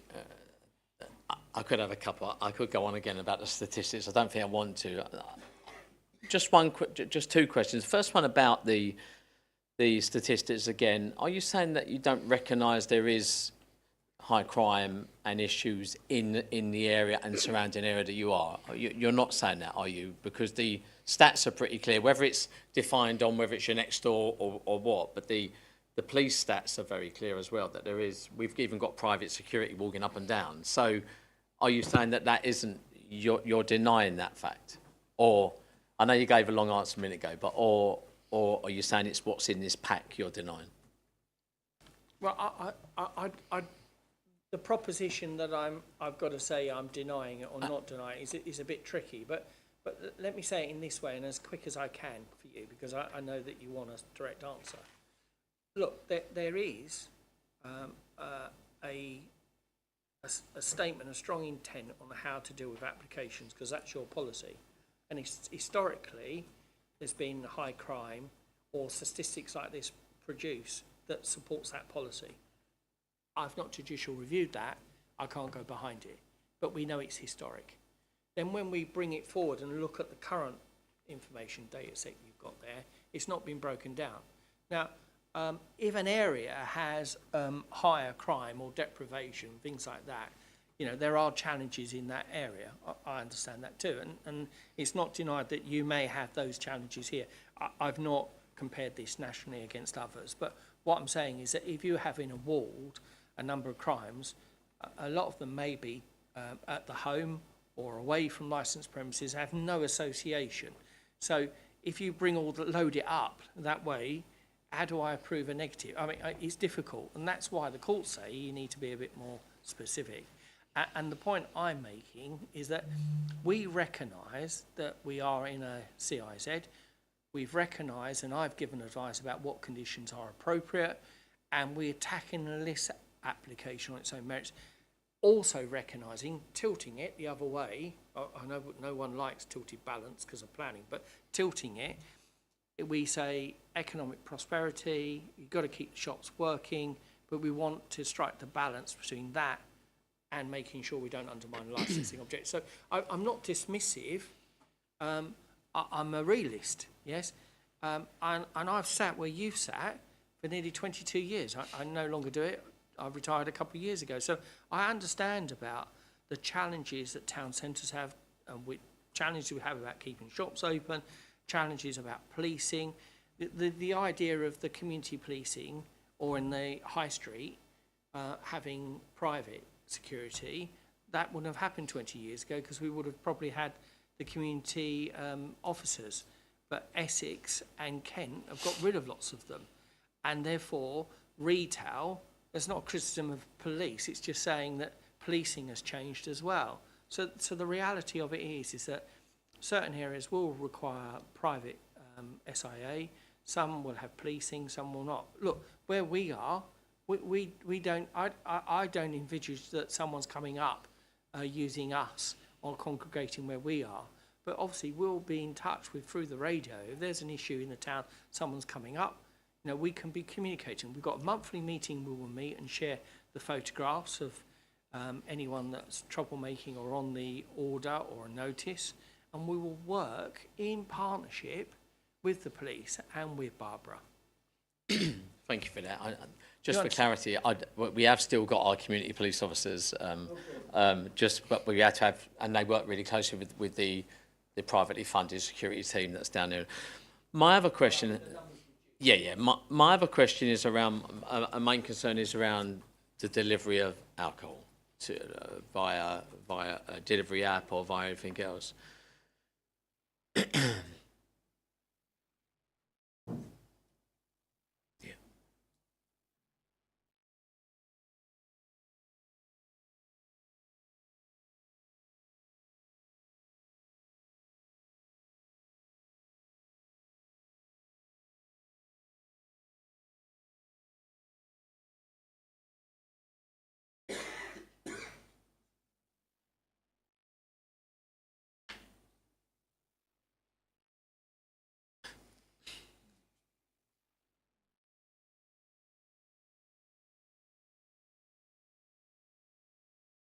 Shall I finish my question and then you can hopefully come back? I think I've got an answer. So okay, it was a real, I'm sure you can understand it is a real concern, and I don't want to open up the domestic abuse figures again and all of that, but there is a lot going on at the moment, isn't there, about the delivery of alcohol to premises, etc., to people we can't control that well, or control the 25, etc. It was a real issue before, and it still is an issue for me, and I'm wondering what mitigations that can be done around that, because it is a real concern. What we're prepared to do, if it's okay with you, Chair, so we're absolutely candid with you, we will not ask for delivery, albeit we'll review that position 6 months or 12 months and see how things are. And it may be then, if we do want it, we'll have to come back for either a minor variation or an application.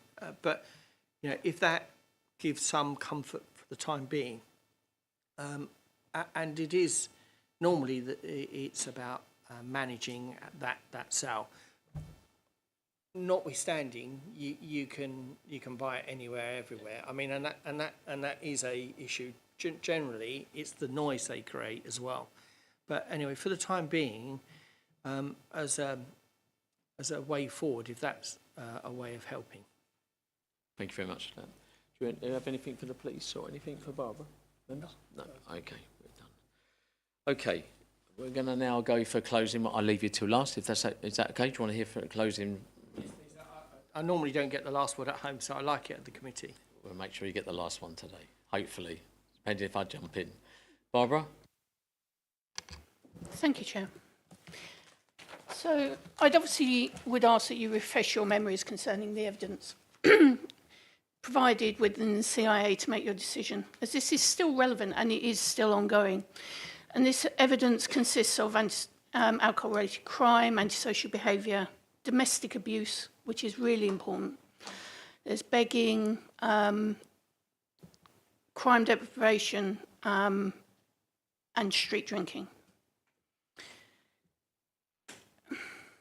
the CIA is an area-wide policy. It doesn't just cover this specific road, it covers a large area of the high street and surrounding areas. And this premises is very, very close to the high street. It's within a couple of minutes' walk, and people do walk up and down Clovis Street and Railway Street to this area, to New Road.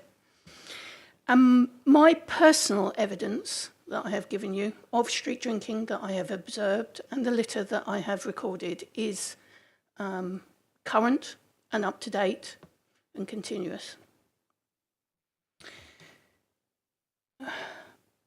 As part of the CIA, the committee has said that it is the number of premises in this area contribute towards the alcohol-related crime, and the type of premises is specifically off-licence premises. And by the nature of an off-licence, any alcohol-related issues happen away from the premises because people can't drink in an off-licence and people do walk away from off-licence premises. So the evidence that has been presented to you across the ward, and I've been very open saying it is a ward-wide data, I'm not saying it's specific CIA data, is relevant because CIA by its very nature has got a line around it, but the issues are far broader. I'd also like to direct you to paragraph 14.28 of the statutory guidance, which Mr. Dadds has already referenced, I believe, concerning about the way that a decision is made. And it does say that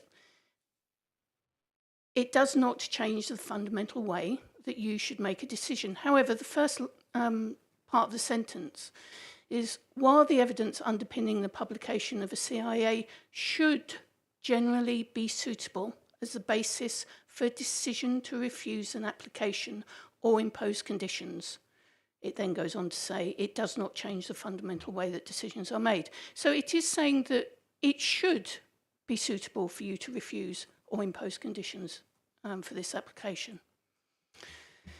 Therefore, I believe you need to ask yourself if this applicant has proved that alcohol from this premises will not adversely affect the licensing objectives and add to the list of alcohol-related harms that you accepted as evidence to support the CIA and that is still current and ongoing in that area. And I don't believe this applicant has.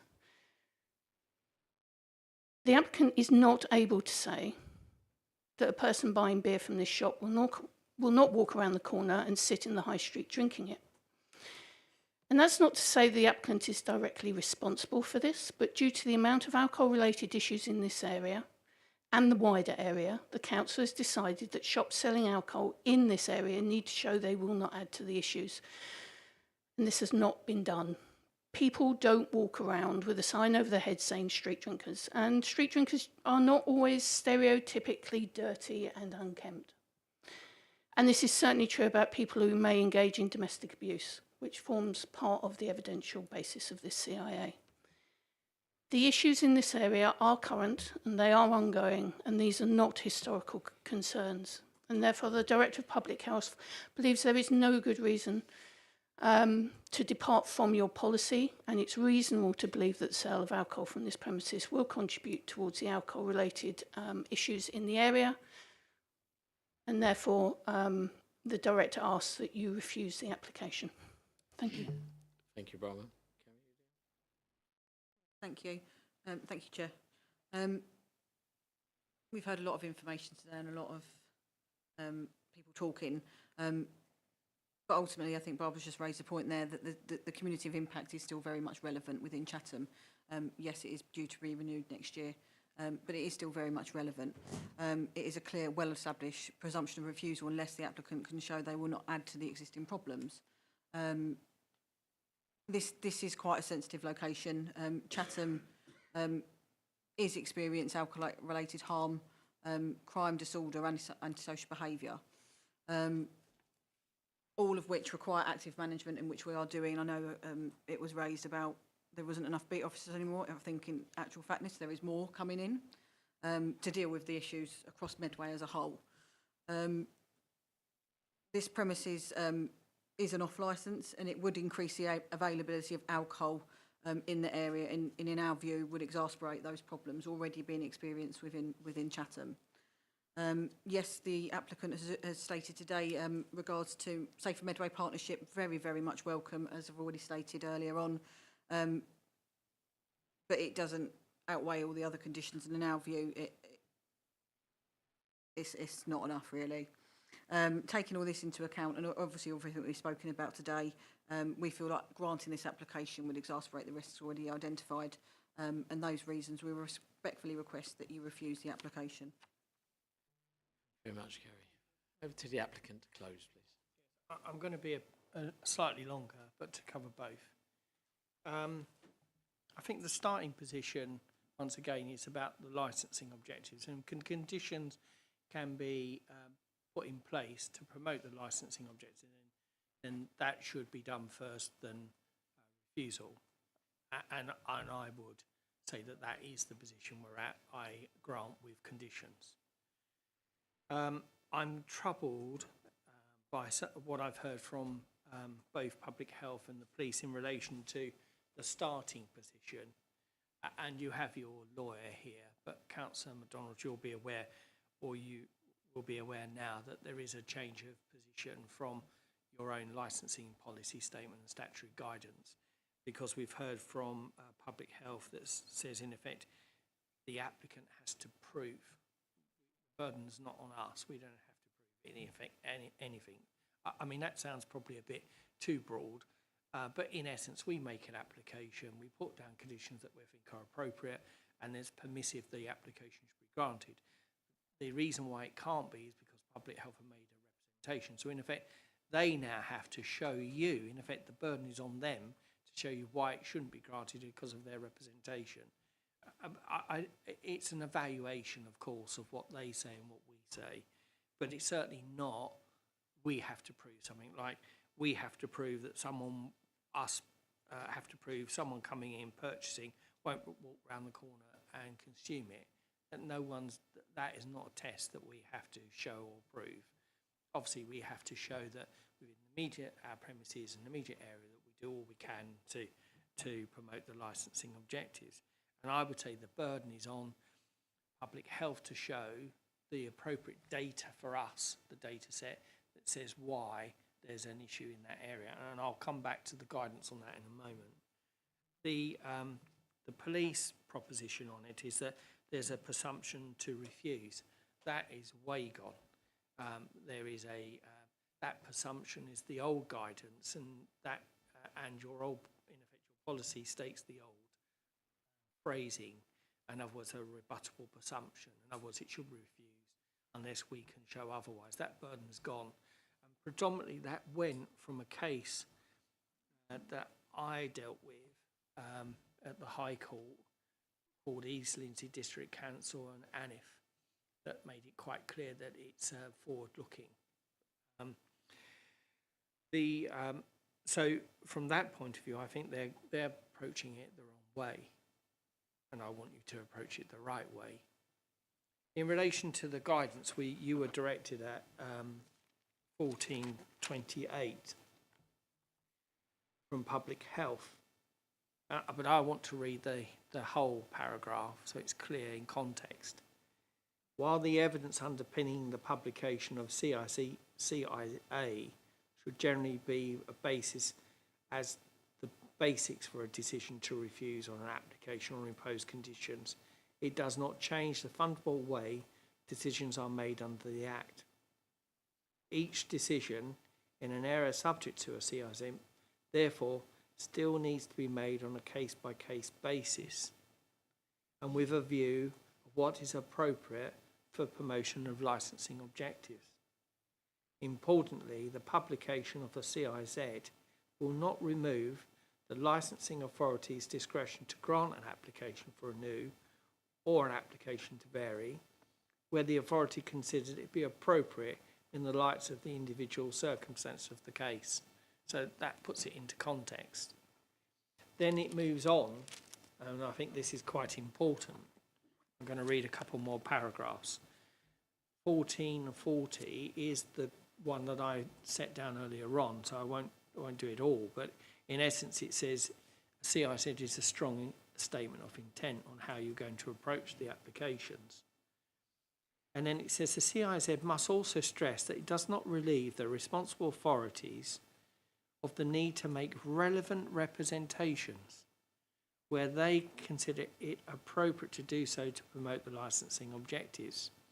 Anyone making representations may base it on the evidence published in CIZ or in the facts that CIZ has published, but it remains incumbent on all responsible authorities and other persons to ensure that their representations can withstand the scrutiny to which they will be subject to at a hearing. As with all licensing applications under the Act, if there are no representations, the authority must grant the application in terms that are consistent with the operating schedule. So just to paraphrase that, in other words, if you've got a CIZ that relates on data that is 3 years old or older, you'll need up-to-date information. And where you do bring up-to-date information, it can't be generic in nature. It has to be focused on looking at this area. And I don't accept the submission, and I don't want to get controversial on it, but you're not refusing applications, and I think it would be unlawful to refuse application because of domestic violence is increased in an area or a ward, because you would have to really understand more data about whether that is intoxication through drugs, alcohol, or both. Is it historical? I mean, the reasons for domestic violence and the causes of domestic violence or the breakdown of the home is complex. And then just to refuse lawful businesses operating and selling alcohol in a geographic area would be misguided and wrong. Then I'm going to quote the next one, which is 14.44. A CIZ should never be absolute. Statements of licensing policy should always allow for the circumstance that each application was considered properly for the application that are unlikely to add community impact. I mean, it goes on. I think it's a repetition. However, it does say this, and I think that's what I was saying to you earlier on, is that it will still need to show that the grant of an application would undermine the promotion of one or more of the licensing objectives, or that appropriate conditions would be ineffective in preventing the problems involved. So I think that puts it a bit more into context about what you've heard of the position. So in relation to summing up of the evidence, we've heard already that the data set is generic in nature, is not drilled down, it's ward-based. We can't say whether that is or isn't linked to a licensed premises. The police have not provided in their representation any crime data at all, and public health, not the authority that has access to that data either, and that's not been provided specifically enough for you to consider this.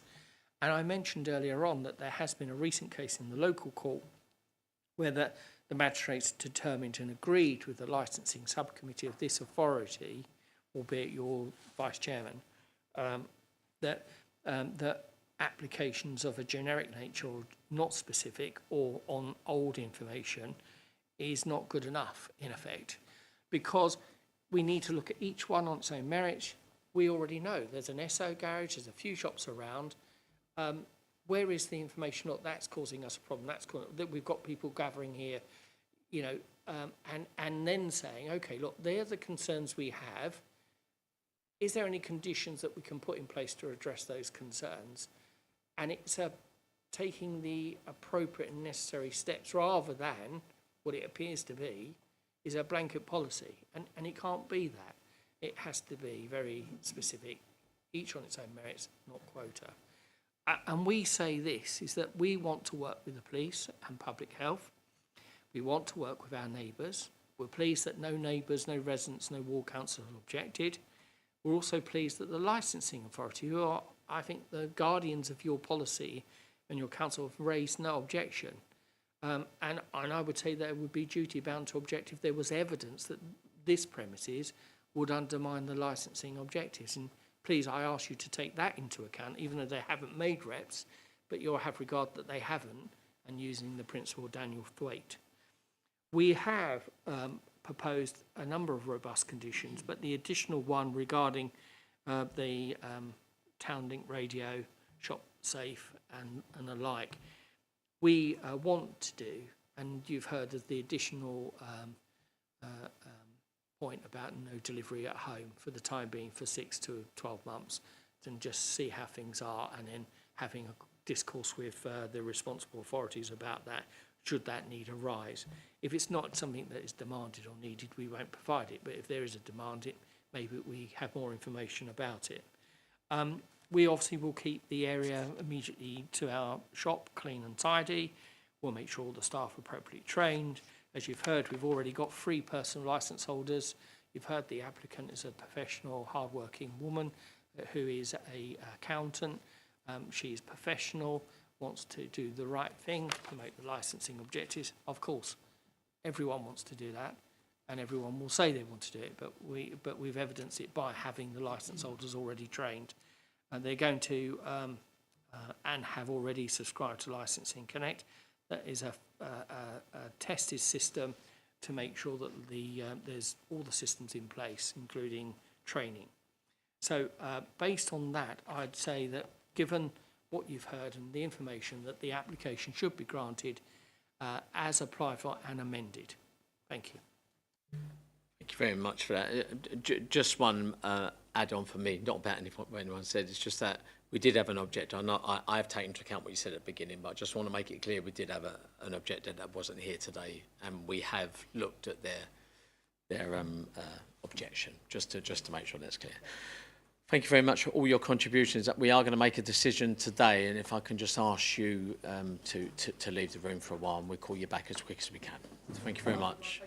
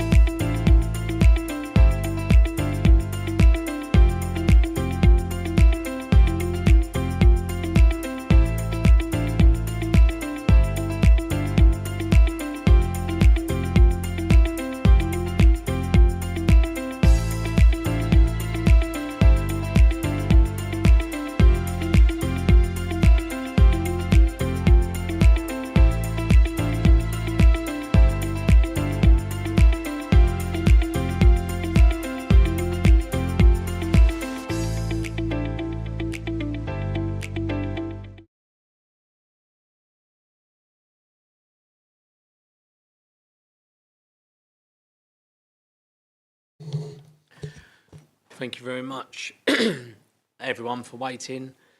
Sorry it took a little bit longer. The panel have heard all the evidence and considered the facts and note the points raised around data and statistics. Excuse me. However, this shop is still in the SIP area and specifically close to the probation office and organisations dealing with individuals struggling with drug and alcohol abuse. In that context, the panel is not confident that this premises will not have an adverse effect on the licensing objectives, and the applications for a licence is refused. The applicant will get the decision within 5 working days. Thank you. Thank you. Certainly. Thank you very much. Thank you very much for your time. Thank you, everyone. Thank you. Take care.